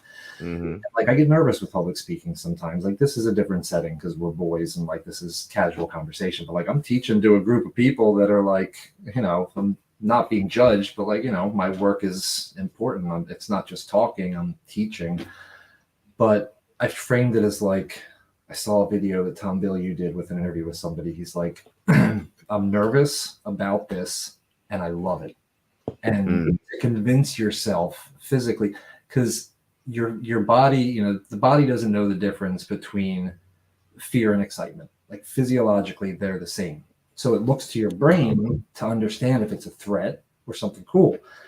So if you can convince your mind that this fear is excitement, then when the body looks up, it's like, it's obviously more complicated than that. But so yeah, I started like kind of prepping myself a lot with stuff like that. Like, all right, I'm really nervous about this, but like that's cool. It's something new. It's something exciting, and like working myself up, I can kind of like get myself into a hype state. And I've been doing that with names too. Like instead of going up to somebody and being like, "Hey, what's your name?" I'm gonna forget that anyway. I'm bad with names. I'll be like Steve, or like Adam. All right, you're Adam. Cool. I'm not gonna forget that because I really, like I'll say something to keep saying the name, and I'll even make a joke about like I used to be bad at names, or like Yep. something along the lines to convince myself that I'm not bad at remembering. And I've noticed a change. Like I've gotten much better at it just by tricking my brain out a little bit. Yeah, it's a mixture of that and mushrooms for me. It's I do feel like you're talking about like ways to like regenerate the neurons connection in your brain essentially because of trauma, and mushrooms have been well, psilocybin have been shown to do that. Like, and that's exactly how it feels. It's like at first it's a little bit dark. It really. I've been trying to kind of face my traumas and everything, and mushrooms will make you like come face to face with them. Like it. Worse. Yeah, yeah, like it better. It's enhanced. It makes you go deeper. And again, this is why that self betrayal thing like hit so hard for me because it's like that's exactly what when I'm microdosing. That's what I realized about everything. It's like I could have reacted different in this situation that maybe caused this, that caused this, that caused this, that caused this, that caused this, and spiraled out to this massive blowout right here. And it's just little things that I know I should have done, and it was weird how like I don't know, maybe this dude who wrote it was on mushrooms or something too, because it's just so open minded, and that's how I feel when I keep a good regimen of psilocybin in me, like not a lot, like 0.3 grams. It takes like 2 grams to really get you high, Yeah, so yeah, it's a yeah. microdose, and Museum dose is what, like 0.9 to 1.5, and then like 2 is a good. yeah, the other night I just randomly grabbed like a gram and just crinkled it up and chewed it till it was mush and swallowed it because it bothers my stomach. So, but I'm also trying to rewire my brain to not say that. Like, it's just a weird feeling in your body, and it's just like, Yeah, am I gonna throw up or am I just tingly all over because I'm like fucking and hyper? very self Dude, rehydrator. I was doing things that like I was like, oh, I was hanging up the green screen. Like I just was like I wanted to get the green screen done while it just was one of the things I wanted to do something creative while I was. So I'm like, where did I see a thumbtack? And without even thinking, my brain like I bent down, went down somewhere, grabbed a thumbtack, and I came back and I was like, okay, all right. Like it's just like I remembered exactly where it was, like with everything I was doing, and it's wild. When I have a good regimen of that, and like I started taking 3 new supplements yesterday, so today was my second day. It's Shilajit, which is like a mineral, ashwagandha, which is like it comes from a plant. It's good for like testosterone and shit like that, and Tunga Ali. So all 3 of them are like supposed to be good for like depression, anxiety, testosterone, like all the shit that like makes you miserable, right? So a weird thing, like I have a lot of energy this past 2 days, especially a lot more focus. And another weird thing that happened is since I had laser eye surgery, I've always seen glares off every light. Like I would look at my computer screen right now and it would be a glare. I'd look at this light, it's a glare. Wow. Today, there's no glare. Oh shit. This is the first time in I think it's 5 years, 4 years, something like that, since I had every light. That's the only bad thing that happened with laser eye surgery. I've pinpoint vision now, but it just Wow. made it so I had that, and now it's not there. Weirdly, I don't know. I was Huh. trying to look into the benefits of these things, and it didn't say anything about that for like eyes. So I don't know what the fuck it is, but it's the only different thing I've been doing for a Yeah. while. Wow. I hope that keeps working because that sounds annoying as hell. Yeah, dude. I'm trying to like get off. I've been doing like testosterone treatment and shit, like so injections because my testosterone was like scary low, especially after my car accident and shit, dude. Like it was starting to be good, and especially with all the things that happened with the VeeFriend, like I bet you it was like cloud nine, and then like the next day I get fucking drilled, my car's totaled, and like I'm concussed. Like it's I think my 4th concussion. You know, like I've had way too many, Yeah. so I'm just now starting to feel like I'm coming out of that, like brain wise. I've had a lot of brain fog, and somehow I've still just been like able to keep up, well, kind of keep up with everything and kill it in other aspects. And I'm trying to get on a regimen of natural stuff though, so I don't have to keep injecting myself with bullshit. Yeah. Yeah. It sucks. I'm always looking for, like brain hacking type stuff. Like I used to try St. John's wort and stuff like that, but it's hard to find anything legit and natural that actually helps or isn't a placebo. I mean, even if placebo effect worked, I would take it at this point. Like modafinil, I was getting modafinil a couple years ago, which was great, but it's still just a fucking another pharmaceutical. And Yep. yeah, didn't like it. Plus, made my pee smell funny. Yeah, like dude, when I started the testosterone treatment, they had me on estrogen blockers, and then like another thing that makes like androgen testosterone, like so like your balls like produce more testosterone. And I took the estrogen blockers for like a month, and I was like, I don't like these. And I was listening to an endocrinologist who like was on Joe Rogan's podcast and talking about that specific estrogen blocker and how like it's horrible long term. It causes infertility, all this crazy shit. And I'm like, see, fucking, I had a bad feeling, and I immediately stopped taking it. I didn't tell my doctor. And the next time like I saw him, he was like, dude, your levels are like perfect. Your estrogen levels are like lower than they were before you started. So like those are like way where they should be too. And And I was like, well, I want to tell you something. I stopped taking the estrogen blocker and I stopped taking the androgen testosterone one. Like, I've just been doing the injection. He's like, oh. I was like, Right. yeah, I mean, I've been doing like 200 push-ups a day and shit too, but like, you know, it's like, I'm feeling good and my numbers were high. And then this last test, it wasn't, because I've been like, I don't know, maybe the stomach flu I had that fucking like wiped me out. I have no clue. Like testosterone, I haven't figured it out yet. Yeah.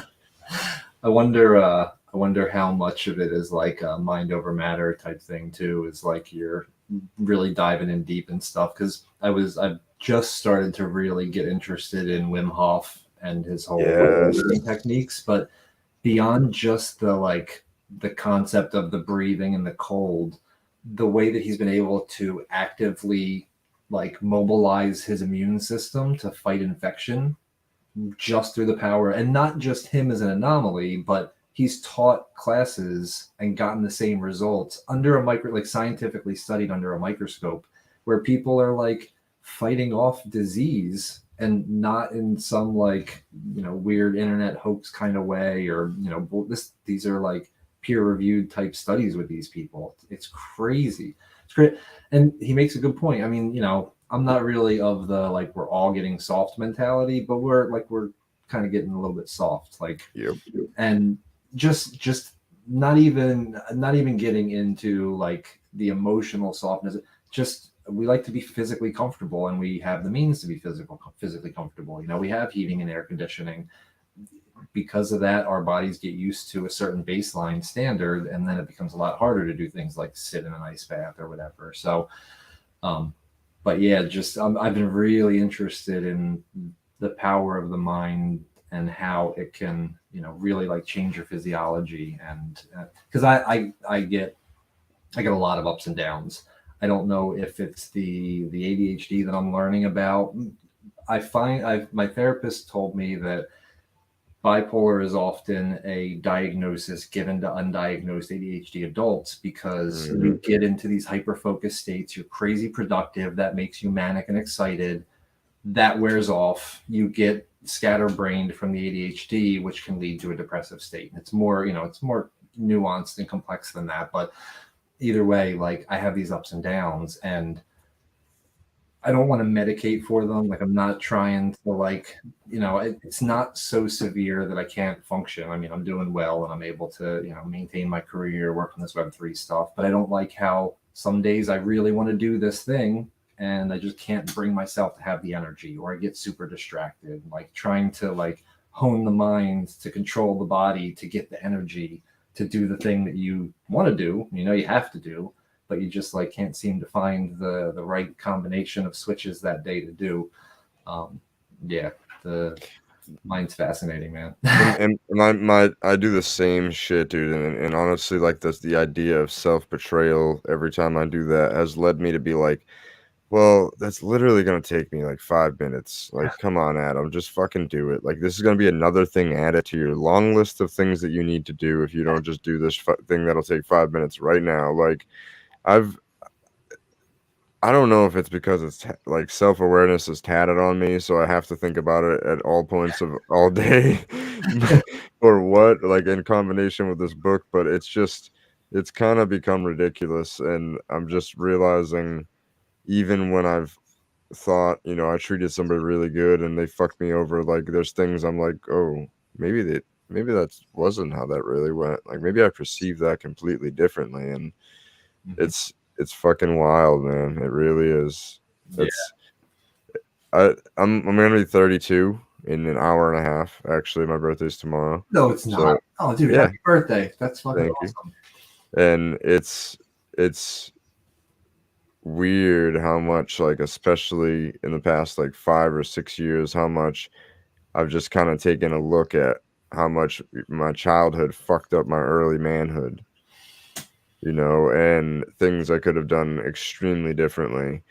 And it like kind of seems to the outside world, and I know you understand because we're definitely in the same mindset, that we're like obsessing, but it's not really like obsessing. It's just like I feel like part of being a good person is making sure that you treated people like right along the way, even when you think you might have treated somebody as good as you can. Like, did you?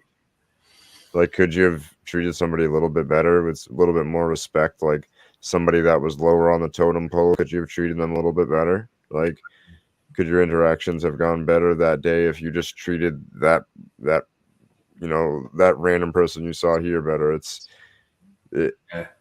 it I just want to be a good person. It's kind of like how Gary says, like, I want people to come to my funeral and just say I'm nice. Yeah. Like that's, Exactly. I helped people. I gave people inspiration because like I have a proven track record that I came from nothing. Like if Spagushi's still in here, he slept on couches with me when we were basically homeless. Like it's I have a track record of the low that I was at to Mhm. be, now able to be making six figures, hopefully, if everything goes right, which it will. um um it blows my mind, and it's just like I feel like I'm barely getting started. I feel like a lot of the world has slept on Terra Apothecary, and it's okay.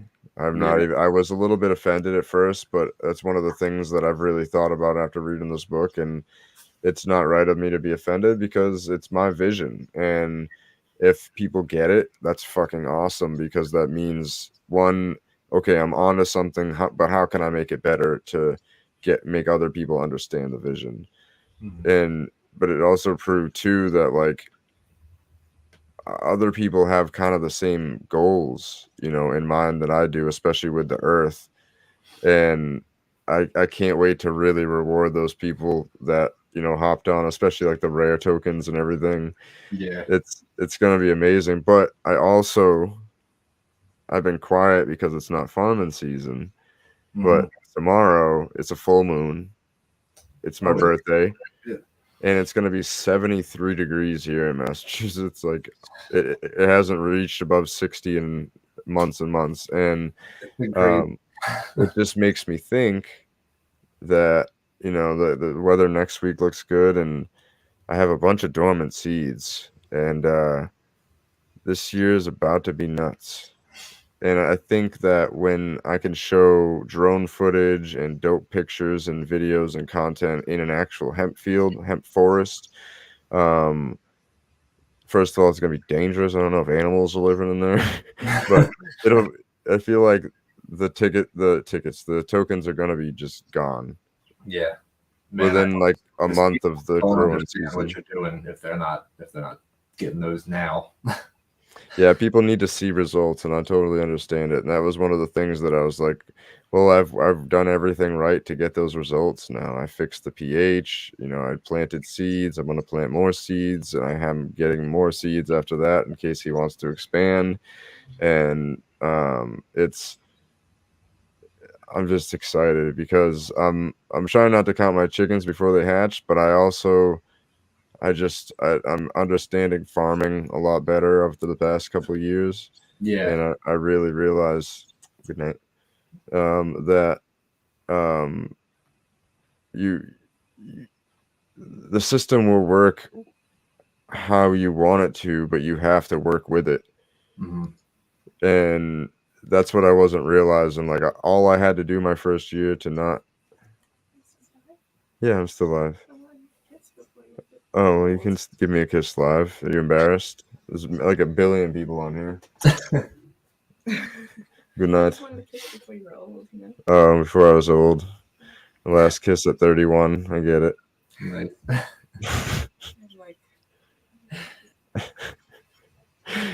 That's hilarious. Yeah, I didn't even realize it's almost been 2 hours. I'd always do this. Yeah, it's been an hour and 44 minutes. The timer is so small on our end, and it's just I don't even pay attention to it. Well, you can cut me whenever, but I could talk for me. I could talk for hours. Yeah, Yeah, and I know you said you had to put your kid to bed and stuff too, so yeah, I he can handle that. Because he gets to read in bed anyway, so he's probably enjoying the extra book time right now. That's fucking awesome. He probably may have already passed out, honestly. I'm trying. I have a confession to make. I haven't read all the way through 12 and a half yet.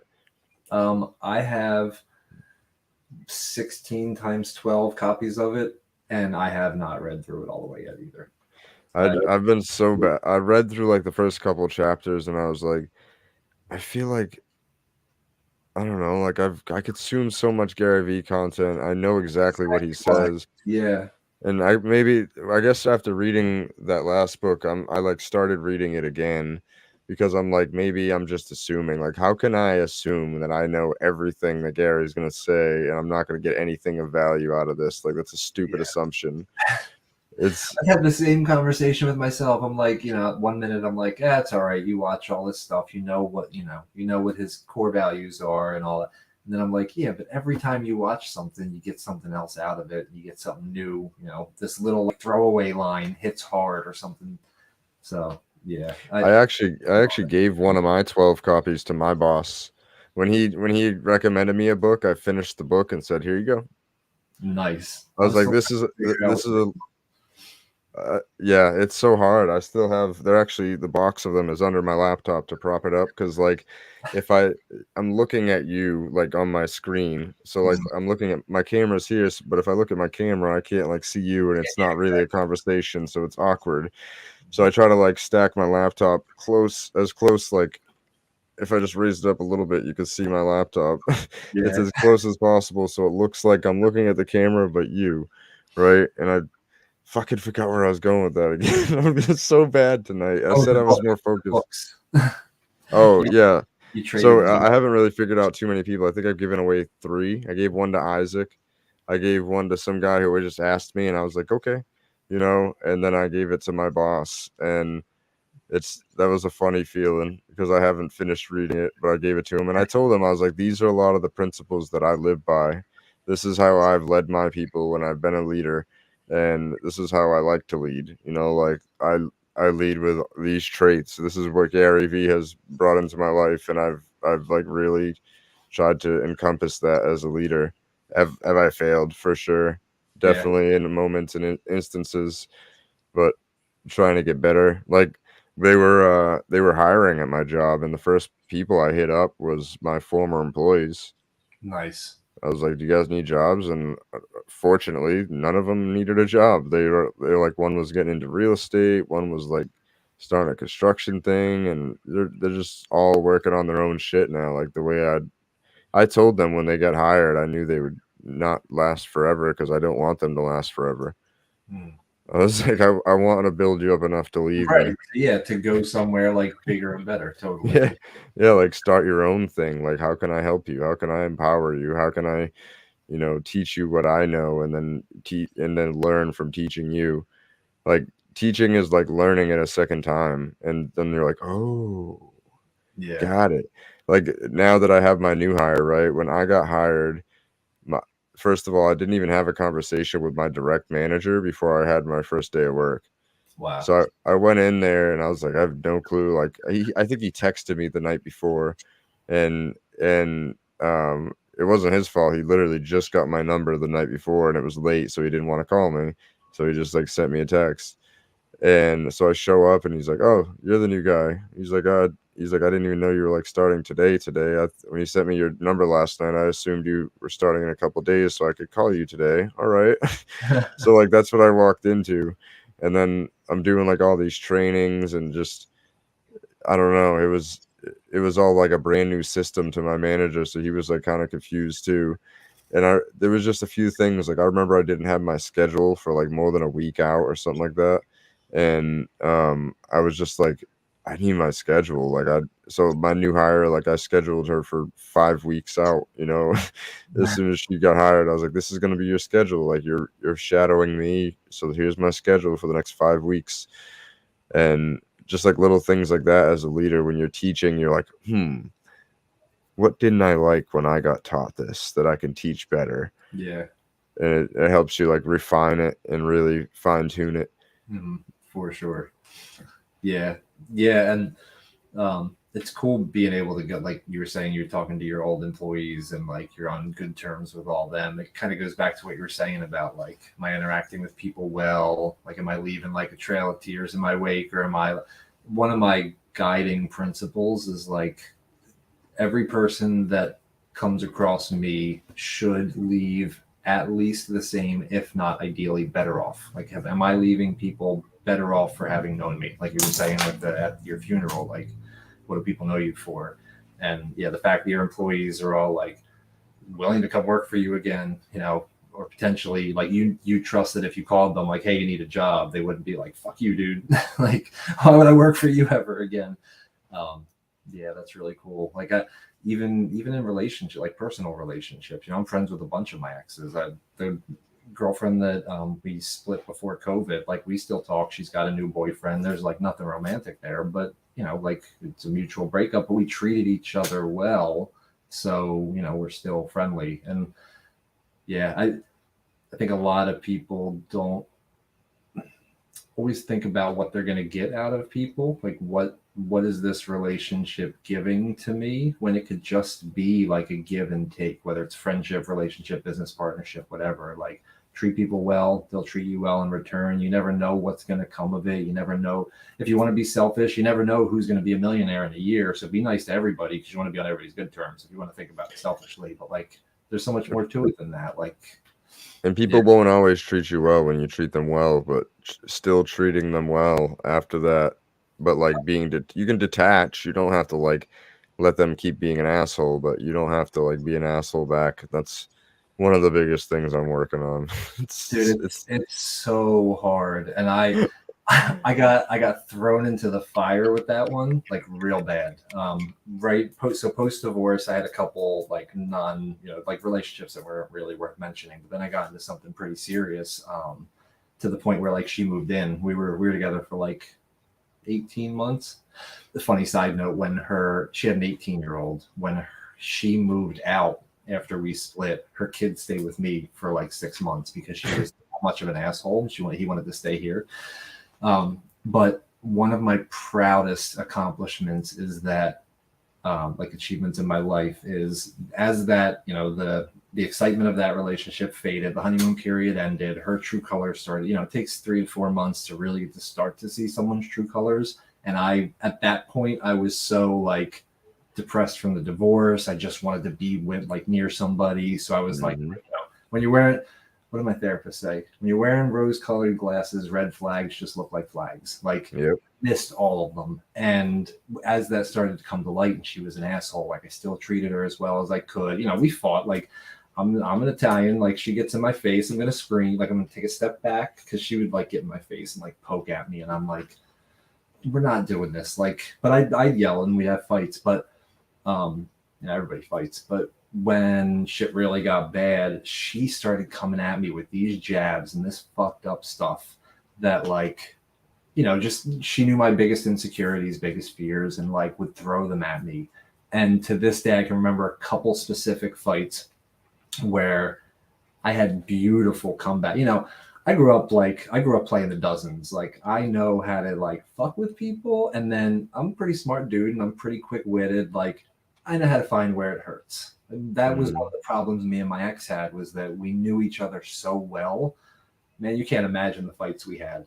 I mean, like, saying the worst, most fucked up possible shit to each other because we knew where it would hurt. But with this girl, I didn't. Like, she'd come at me with things that like hurt my heart. Like, it's not just like, you're an asshole. It's like very specific stuff that like hurt me to my soul. And I was just like, that's really fucked up. Like, not coming back with the same thing.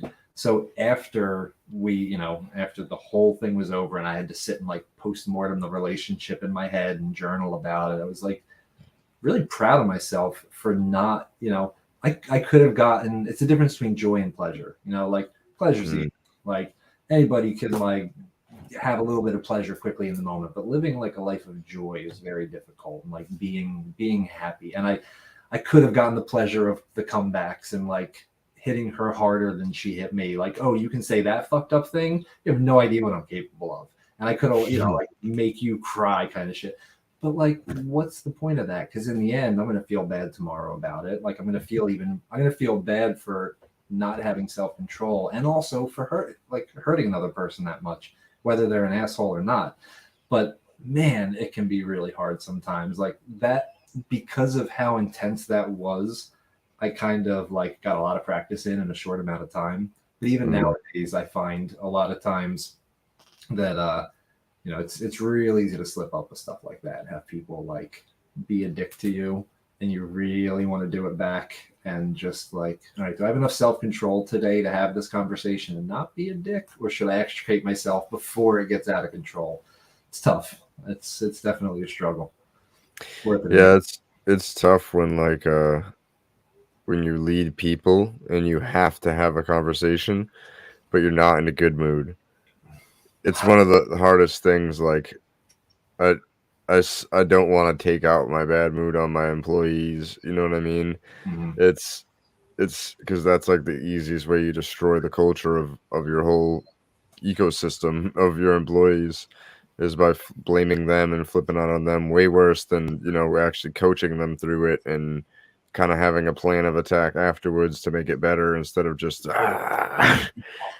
and it's Do you have tools for that? Like, what do you do when you get to that, when you know you have to have a hard conversation or reprimand, but you're also not in a good state? Like, do you have something that you pull out of your? Do you go and meditate or do breath or I just usually I usually just get settled in. Like I go to work and I know I got to have a hard conversation with somebody that I'm working with, and I kind of like just treat the day normally. It's not like it's gonna be like a world ender. It's just a thing that needs correcting.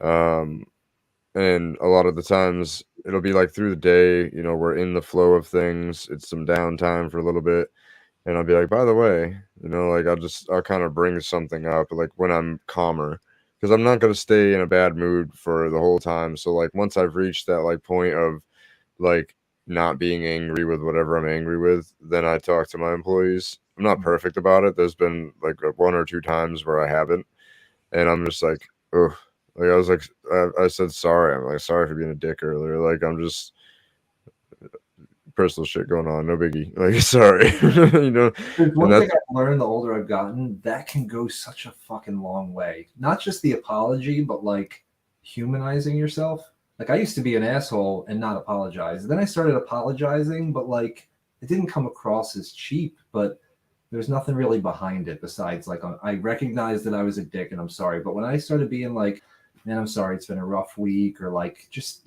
kind of talking to them about why I was an asshole, people really like understand that. Not enough people kind of humanize themselves and just like write things off, or like, you know, it's sorry. even harder when like I owned a business and well, I still own the business, but we had mall kiosks, and there was a point where I had to have like my third conversation with somebody, which was, and I wasn't in a great mood, and part of why I wasn't in a great mood is because our sales were tanking, and I was like, a lot of it was due because there was no fucking mall traffic.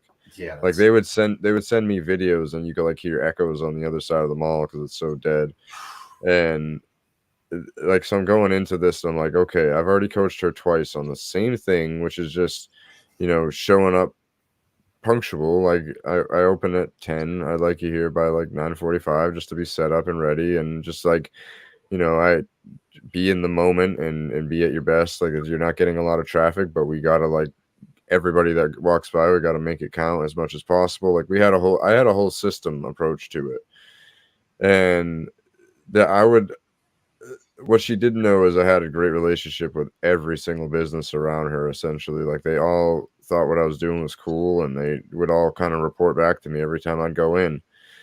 And they reported back to me that she was like didn't show up for like a couple of shifts until like noon, 1 o'clock, and then that's not just late. Holy shit.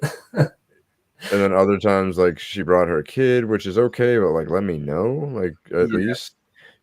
I would show up randomly and she would be in slippers, like pink fuzzy slippers, like I'm just like, okay. And when I had to fire her, it it was a moment of like, oh, this is. I feel like, as much as maybe she had some character flaws, this has got to be all on me. I hired her, I trained her, I coached her, I coached her, I coached her, and now I'm having to fire her. Like, what the fuck could I have done differently? Mm. And then hired like a stud, and then hired another person that I had to fire within like 2 months. It's like, oh, all right, what can I do differently? And that one was different because I never was really in a bad mood. I coached. I feel really well. Like looking back on it, I still feel like I coached really well. Just wasn't really your thing, and I Yeah. had to recognize that because it was affecting the sales. When I have a split shift and she's not making any sales, and then the next person comes in to no sales, it's like Yeah. I knew when it was busy, when it wasn't. There was always people letting me know like how their sales were. I would ask them, like, "Hey, how have your sales been today?" "Oh, we've seen like 6 customers," and I'm like, "Hmm." My people said that like nobody's gone by. Weird. Yeah. It's so hard because I used to always like think about putting a camera, but I was like, no, I don't want to be that boss. I don't want to be that boss. Yeah, that's such a fine line to walk. Like, even like, with having kids and stuff. Like, if you think they're fucking up, do you go through their phone or not? Like, privacy versus safety. I mean, you want them to trust you. Like, he's got a drawer in his room. It's like his drawer. And I promised him that anything he put in there, I would not go in there and look at if he wants to write notes or whatever. And like, I plan to stick to it. But if all of a sudden he's 14 and I think he's like doing coke, like that's like, all right, now I kind of gotta go in the, smoking weeds, but like if I gotta go in the drawer, but I don't ever want to breach that trust. It's such a fine line. Like, Circle of trust, Parker. Yeah, right. Yeah, but yeah, that's tough. Like, you don't want to be over, and it's tough because I'm actually, my current book is Extreme Ownership, Jocko's book. Mm. And I'm a huge, like, Gary and Tom Bilyeu are like neck and neck for me as far as like motivational speakers of the moment. I've listened to a lot of Zig Ziglar and like old school people, but Tom is very much like, whatever happens, like my fault. I could have done something different. But there are times where it's not quite the case. Like you could have mentored your employee as best as you thought that you could have, and maybe the hiring process wasn't perfect, but there were no red flags, and you couldn't have foreseen a personal issue that she had that came to light after you hired her. So maybe there was nothing you can do, but you still want to take ownership for the situation and make it better next time. But that can be like a really fine line to walk, where, at least for me, like, it can become a downward spiral if you can't figure out what you did wrong, but you feel like you did something wrong, and you start beating yourself up for not being able to figure it out almost. And so I've gotten into to points before where I had to like take a step back and be like, all right, maybe there wasn't anything that I could do. Like, it's good that I'm trying to figure it out, but sometimes situations just don't work out, and it's nobody's fault or nothing. Nothing could have happened differently other than noticing earlier, I guess. Yeah, or finding a red flag somehow. There was always red flags in the interview process when I think back to the people I fired. Like, oh yeah, major ones. But I like to, like your therapist said, look at the world through rose-colored lenses, because especially when I'm hiring, I kind of like, this is one of the things that I don't know if I fully understand it, how Gary means it. Like, I'd love to have a conversation more about it with like hire fast, fire faster, because like I hired them fast, but I almost didn't want to. Like, I just kind of was like, okay, like it's not like that major of a red flag. Like, I can get past that. I can train that. Like, it just didn't work that way. And I fired pretty fast, but sometimes, like when we were in the middle of the pandemic, what am I gonna do? The employee that I coached a bunch, I let her go months longer than I should have because of the pandemic stuff. Yeah. Like, what am I gonna take somebody's job away from them when we're like in the middle of a shutdown and shit, and like the world is all fucked up, and she has a kid, and like, nope, I'm just gonna keep coaching and coaching and coaching and coaching. Yeah, yeah, it's where like it's where the V friend characters kind of like are at odds with each other because you bring in like empathy and optimism, and they're like, you Yep. can't fire this person right now, or it can get better, but yeah, that's tough because same thing with friendships, with relationships, with hires. Like you want to be optimistic. You notice a red flag here or there, but nobody's perfect. So is it a major red flag or just like a minor character flaw or like a quirk of the person? Is this going to be the thing that makes them like unable to work with me in the future, or it's just a little thing that's not that big of a deal and it's not going to manifest into a huge problem? Mm-hmm. It's kind of thing I guess you only really get with like agent experience is learning how to suss out that For kind real. of yeah. I still just, I don't know if I'll ever fully do it because I just always look at people like I could change them. Like I could change that bad habit of theirs. Like Yeah. some people you can't. Like I've gotten through to quite a few people, and it's just not really trying to do it for any kind of gain. Just trying to like make people do better. Better themselves, yeah. Yeah, totally. No, I'm the same way. Like I don't need to necessarily change people, but there's definitely like, yeah, I can work with that or I can get around it.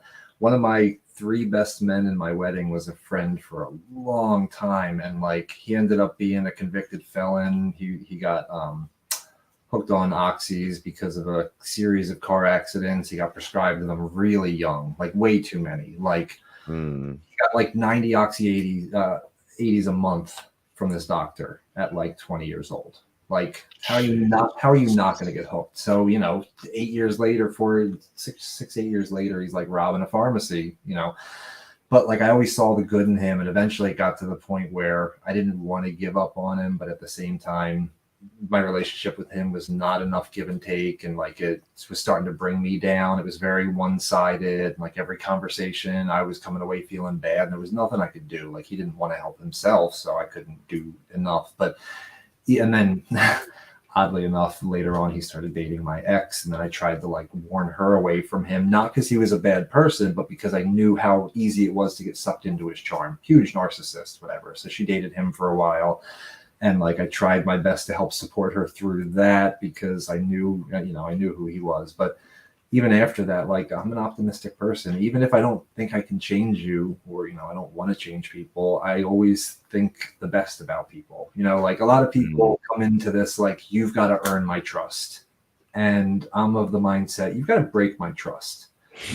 I assume that, especially in this community, like we've found in this this Gary V NFT community, a really unique thing where giving someone trust right off the bat is very likely to be the right thing, whereas out in the real world a lot of people are going to take advantage of that. But like there's a lot of good people in this community, like proportionally more than in your average sample in the real world. But it's so exhausting to assume the worst of people and make them prove themselves. Yeah, like I've gotten dicked over quite a bit, like once recently, once like a couple years ago, real bad. Like it sucks, like it hurts. You get like dicked over, but it's better than the alternative, like always being on guard and always like watching people and like giving people the side eye, like can I trust you, like no, I trust you fuck me over once, you probably get another chance a second time, and now we see a pattern of behavior, and that's a whole different thing. But yeah, like I would be like you. I'm not in a position of leadership anymore. I used to be previous job, but yeah, when I would hire people, it's like, yeah, I assume that unless you're like clearly not fit for the job, like all right, I'll give you a shot. You seem like a good person, and even if you fuck up a couple times at work, like you can work with that as long as you're willing to show the effort. Yeah. Yeah, I think not people give people space like that nowadays. You have to have, yeah, space is like everything, and like I feel like that's the one thing, like a lot of managers want to micromanage everything, and it's like you can't do that. You have to pick and choose your battles. It's just like having kids. I feel like having kids has made me such a better boss, like because I'm just, that's kind of how it is, like they're like my kids. I have to lead them towards the right way sometimes because they get off track or they have a bad day or They just don't feel like it, or they're tired, or they're burnt out. Like there's always so many different things that happen, and I'm so grateful for the experience that I've been given. Like I feel like I've had a massive run of good luck. Like literally, oh, excuse me. Ugh. Went from fucking like a entry level entry level sales consultant to like an area manager in 4 months. I got the VeeFriend. I have Isaac doing the videos for me, who's like the dopest person I've ever met that does videos. And I have investments. I even have a 401k for my job. Like Hell yeah. it's and like all of it is a mixture of like luck, but it's like doing the right thing brought me more luck. Yeah. I was gonna say luck is definitely a factor in a lot of things, but it's like practice, preparation, and mindset have to intersect with it too. Like luck can show up, but if you suck and you haven't prepared or you're in the wrong headspace, that luck is gonna pass you by or dwindle very quickly. So yeah, I'm glad you recognize the work that goes into turning that luck into like a 10x instead of it like disappearing because you weren't ready for it. And it's a weird thing how I've always told myself I have bad luck, and I always had bad luck. And then when I decided after the goo thing that I was like, okay, this erases any amount of bad luck that I've had. Like any amount of like, I'm gonna spend money on a scratch ticket. I know I'm gonna lose. I have bad luck, and I lose. Like I don't do it a lot, but like I'm sure over the years it's probably a couple $100 or something like that. Yeah. And like other times that I've had bad luck and lost a little bit of money, this just like erases all of it. And I was like, dude, I have good luck. Like that's incredible. And then all of a sudden I'm like, comes with this NFT comes this other NFT that you get for free that you could sell for massive amounts of money. Yeah. And like it's it's fucking all crazy. And then the job thing, and like we're looking at land, and I'm just we're not forcing anything. We're like letting it happen how it's gonna happen. And I just know we're gonna get lucky and find the perfect piece of land and the perfect piece of property that we want. I just know it. And Yeah. it's I used to be like, ah, man, I want to do that, but it'll never happen because I have bad luck.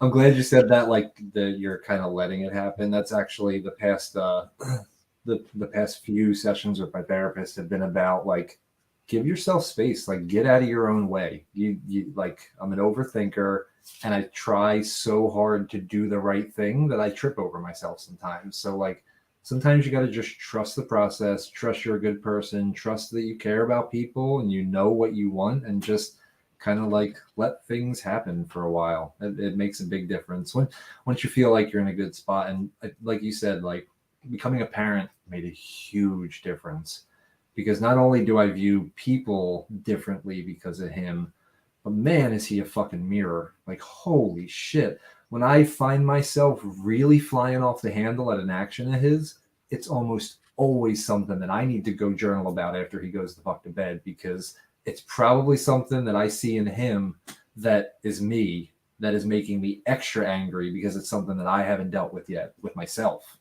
let alone like taught him the right way to be. But yeah, it really like not only softened me to a lot of things having him and seeing the world differently, but yeah, it really like held up a mirror to me in a good way. I mean, at first I was like, this fucking sucks. Like I don't want to process all this. I don't want, like I was floating along fine, and now I got all this heavy shit that I got to deal with. But man, I'm much happier, 10 years later for all the lessons that came along with being a parent. So I can't wait. I can't wait till he's a pissed off teenager and we start having fights and I learn like the really heavy shit about myself. Yeah, it's like I had a line that like kind of explained just what you were saying in the Dad Life song. Like listen to me closely and they emulate what I say. Oh yeah. Love or hate, it's a reflection of what I mean. Or like I can't remember exactly what I said, but it's Remember when I exactly heard like that, that. I actually got weepy.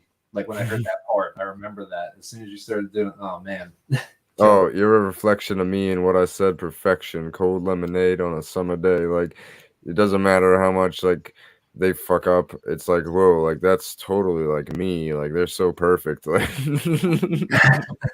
Yeah, and that one hit me extra hard because I'm a perfectionist, like massively. I've gotten much better about it. I strive for perfection, but recognize it's not attainable. But I see it in him because he gets super emotional when shit doesn't work out perfectly. Like he's like a powder keg version of me. Like if it doesn't work out the way he wants, if he's trying to build something and it falls over, he can go from zero to losing it so quickly.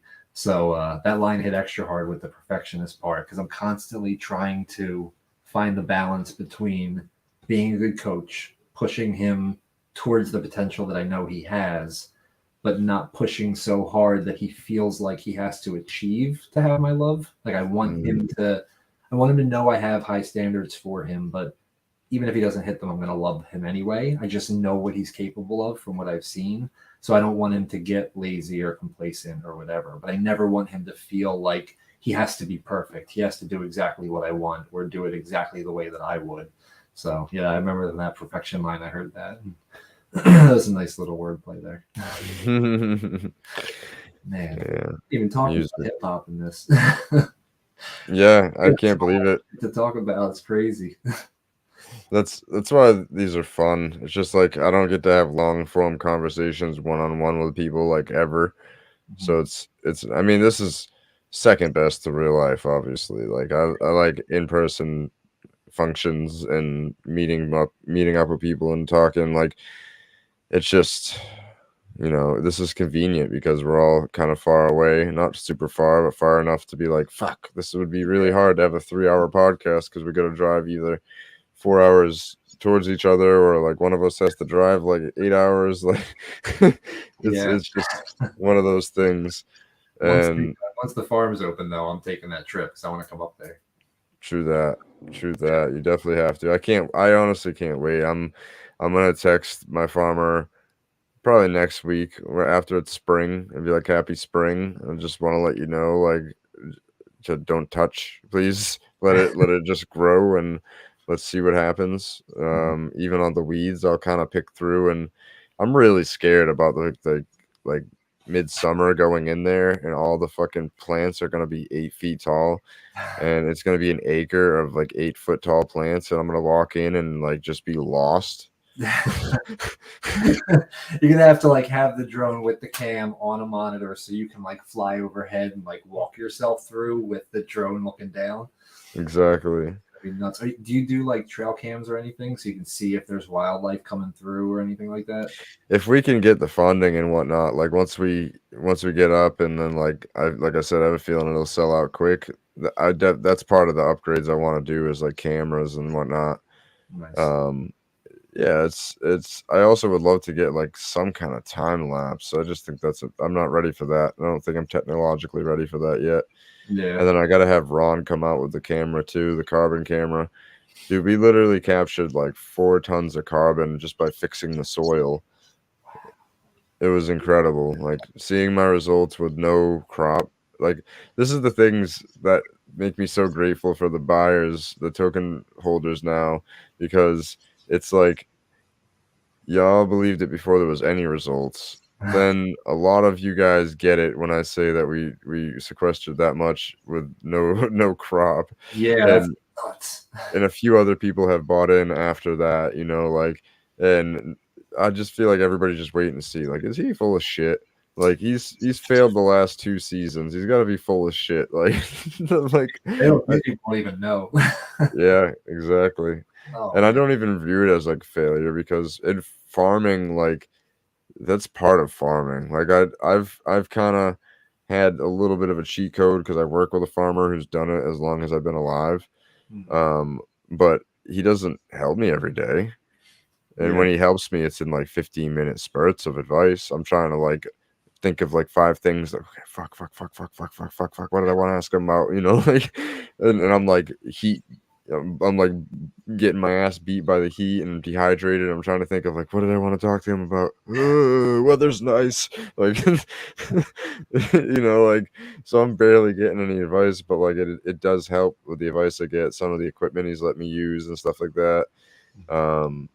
It's invaluable, but part of farming is just fucking up. and I'm still gonna fuck up, but I think I've had my major fuck ups behind me because I learned a major lesson last year, and that is to test your soil before you start growing. Yeah. Because then, even if you start growing and you notice stuff isn't growing, you can adjust to figure out why it's not growing. If I would have just taken a soil sample test in July 2020, I would have known that the pH was too acidic, and I could have fixed it that season. So that last season would have been more successful. Because, like, I'm sure not all the seeds went dormant. I'm sure some of them popped up and just died because it was like too acidic of an environment type of thing. Mm. Um, so if I planted 25 to 30,000 seeds and like 200 popped up and like another 5,000 popped up and died, we're still looking at 20,000 that could possibly pop up next year. And Yeah. even if it's 10,000, that's almost half the field. It's like 38% of the field, like maybe 40 even. It's insanity, and I still have just as many seeds as I planted to plant. Wow. And I have somebody that's sending me a 17-gallon tote of seeds. Wow. That's Yes. awesome. It's the same person who sent me some of the seeds for that. Like, that's the one thing, like, that I didn't make that known enough in like the creation of Terra Apothecary NFT, but like literally I didn't pay for a single seed that went into the ground last year or this year. Damn. I just like earned those by like either things that I did or just like impressing people with my plan of what I want to do. Mm. And just like I don't have money, I had a partnership fall through, got fucked over a little bit, and I'm recovering, but I just don't have money like that that's liquid to spend right now. And Yeah. I need seeds. Like I promise you it'll get back to you one way or another. And which, speaking of, he's getting into NFTs now, so I need to send him a Terra Oh, Apothecary one. yeah, for sure. Think he's well earned that. Yeah, right. Yeah, but no, I mean, well, anybody who's talked to you for 10 minutes about this, like, it's clear the amount of research you put in. Like, you're clearly like a scientist with this shit. It's impressive. So, yeah, I'm not surprised that people recognize that and like put their faith in you because, yeah, the reading through the stuff that you posted in the Discord, even right after I got the token, I was reading like as much as I could just to kind of get a feel for what you were doing and everything. And it's like reading like literary journal papers about this shit. The amount of depth of research that you put into it. So, and I guess that probably is coming from, the attempts and the failures, because that's by far the greatest teacher. Like, And it's partially due to the fact that I am, a two-time college dropout who didn't like science in high school. And wow. then I found what I was passionate about, and the science behind it proved my feeling a lot of the times, or disproved. Mhm. There's been times like I can't think of anything like offhand about, but there's definitely been times where I've been like, oh, like that feeling was definitely wrong. Science kind of proves that wrong. Um, but it's cool to kind of like combine the two. And I do read a lot of literary papers that are way out of my league. It takes me forever to read them. I got to read them 1,000 times, and I probably still don't fully understand them. And I'm trying to write more as if, because it is at this point. I have two professors that I'm working with from two different prestigious universities, University of Virginia and Cornell University. They're great universities Yeah. that I talk to them, on the regular during the grow season. And I'll have more meetings set up. I'd love to have them come out to the farm now. Like, we're doing insane stuff and like building a whole carbon testing program with Cornell. It's That's, really incredible. oh, that's awesome. Oh, I can't wait to hear more about that. And I have no business doing this. Like, I have this guy. He's from, I don't know where he's from. He's from the Middle East somewhere, and he just randomly found me on Twitter, and we just talk once in a while back and forth. And he was asking me, how did I become an entrepreneur? And I was like, I don't know, just kind of by mistake. Like, I just kind of did what I love and made money with music.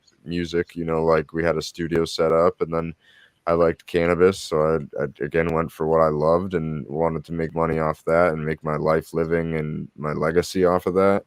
And He's like, well, did you go to college? I was like, no, I dropped out twice. Like, my parents couldn't afford for me to go to college. And I explained like the whole story to him. And he's like, well, my dad has paid for all of my college, but it's like he has a stranglehold on my life. And I'm like, interesting, like perspective. Yeah, that's very. And it's, I would have never thought that was a bad thing to have your parents pay for all your college, but it makes sense to me. Yeah. It makes total sense. But I just feel like sometimes I have no business doing this. It's just like I stumbled into something I loved and I'm trying to keep up. And hopefully I'm doing all right and I'm just trying to always get better at it. And maybe one day I'll give a lecture on it to like university students and that'll be wild because That'd be awesome. yeah, man, it's not like I've done a lot of public speaking. I can definitely do it. I just wouldn't do it until I was 100% confident in everything that I'm saying and could speak it in a way that they're not like, who the fuck is this guy? Like, he ain't no scientist. Like, As long as you're not waiting for 100%, like at 80%, you should get out there and do it. Like that class that I did yesterday with the daddies, like I know enough to do it and I'm comfortable with it, but it's not the best code that anyone's ever written by any means. So if somebody smarter than me came in and looked at it and asked me about a couple of the things, be like, well, I know how it works, but I can't really explain it. But you get to a certain level and it doesn't matter because you still know more than most people. But yeah, falling into it is like the way to do it, kind of. That's kind of how I feel about this Web3 shit. I have no business being here. Like there are people who have been doing Solidity since 2017, 2014, and I just started doing it 10 months ago. But I love it and I'm passionate about it. And it's what I do in my free time as well. Like I consume as much information as I can and it's turning into a career. And I'm like, how the hell did I get here all of a sudden? But one day you wake up and you realize something you really love is turning into something big. It's nice. It's the way to do it. yeah. Yeah, it's like my love for the earth and my love for cannabis came together and like it's gonna that's the one thing with the book too. I don't know why it just made me like really look on how impatient I'm being because Web3 is moving so fast doesn't mean that my project moves at the speed of Web3. I'm growing a fucking plant.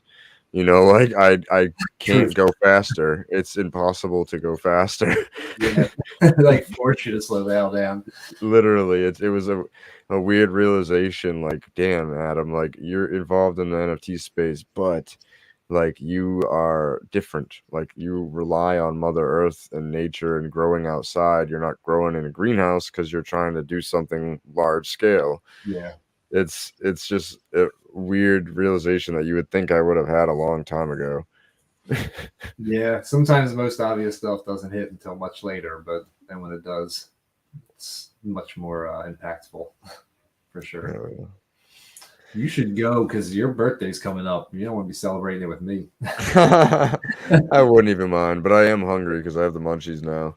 I've been actively trying to gain weight, so I purposely eat before bed, even though I know it's not great for you. Me too, and it is so hard, man. I got weight gainer. I got a 10-pound pack of sweet potatoes downstairs. Like it's not, especially with the MMA.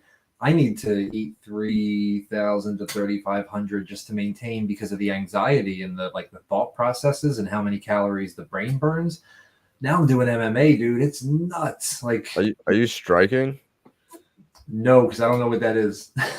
Not like, are you like throwing punches and kicks? Oh yeah. So we're I'm doing, it's all bag work right now. So I'm not doing any kind of grappling or jujitsu yet. So we've got the the red bags and we just sit there and we do a bunch of punches and kicks. So I'm actually hitting stuff, but it's not with a person. It's yeah. That's why I want to do MMA training. I just want to see if I could still take a punch to the face. Mm-hmm. And if I can, like, how can I react to it? Like I used to, when I was younger, I could fight, but I got angry. Always got angry. That was my problem. Like throwing punches and stuff, I was like concise and like good with it. As soon as I get hit and feel pain, I'm like, and I just like rage out, and it leads to something bad or like just not being as controlled. And then like you start worrying, like if I rage out with the wrong person, like do they take it to a different level? It just becomes a whole thing. So like if I could remain calm, like, okay, all right, you hit me. Where'd you hit me from? All right, duck that down. Yeah. like Yep. it's just so I just want to. I don't know why my fiance probably thinks I'm psychotic because I just want to No. get a punch in the face, but Yeah, no, I mean, Ron went and got pepper sprayed as part of his belt test, but he had to know if he could take it and if he could fight afterwards. Like, you never know. It's cool to know your limits like that. It's like the Goggins philosophy. Like, you got to push yourself to the edge to know what you can take, to know how you would like react to a situation. So, hell yeah, that's a great place to end it at, brother. Thank you for coming on. This was awesome. I love doing long podcasts with friends. yeah, this has been so much fun, man. I needed this. So, thank you for inviting me. This is awesome. Hell yeah. So, Yeah, so check it out. Next week we'll be live again Thursday. Thank you, Steven, for coming out. Before you go, where can people find all of your work and your group's work? So nfdaddies.com or IO is our project where we're trying to educate as many people as we can on the Web3 stuff. Basically, if we know it, we want other people to know it too. And personally, not super active on social, but I have my Twitter on the bottom there. Uncle Iro Loves You is a character from Avatar, me and my kid's favorite show. And yeah, I don't have a Facebook. I don't really do Insta much, but I'm Stephen N. McDonald on Insta. But yeah, mostly on Clubhouse, like talking to people out loud. So if you do catch me on Insta, prepare for a barrage of voice texts. I love to talk. Clearly, we've been going all night. So Hell yeah. yeah, I love it, man. I've missed you. Definitely keep in touch more. And as always, good morning, good afternoon, good evening, wherever you are in the world. Good vibes to you. Peace out.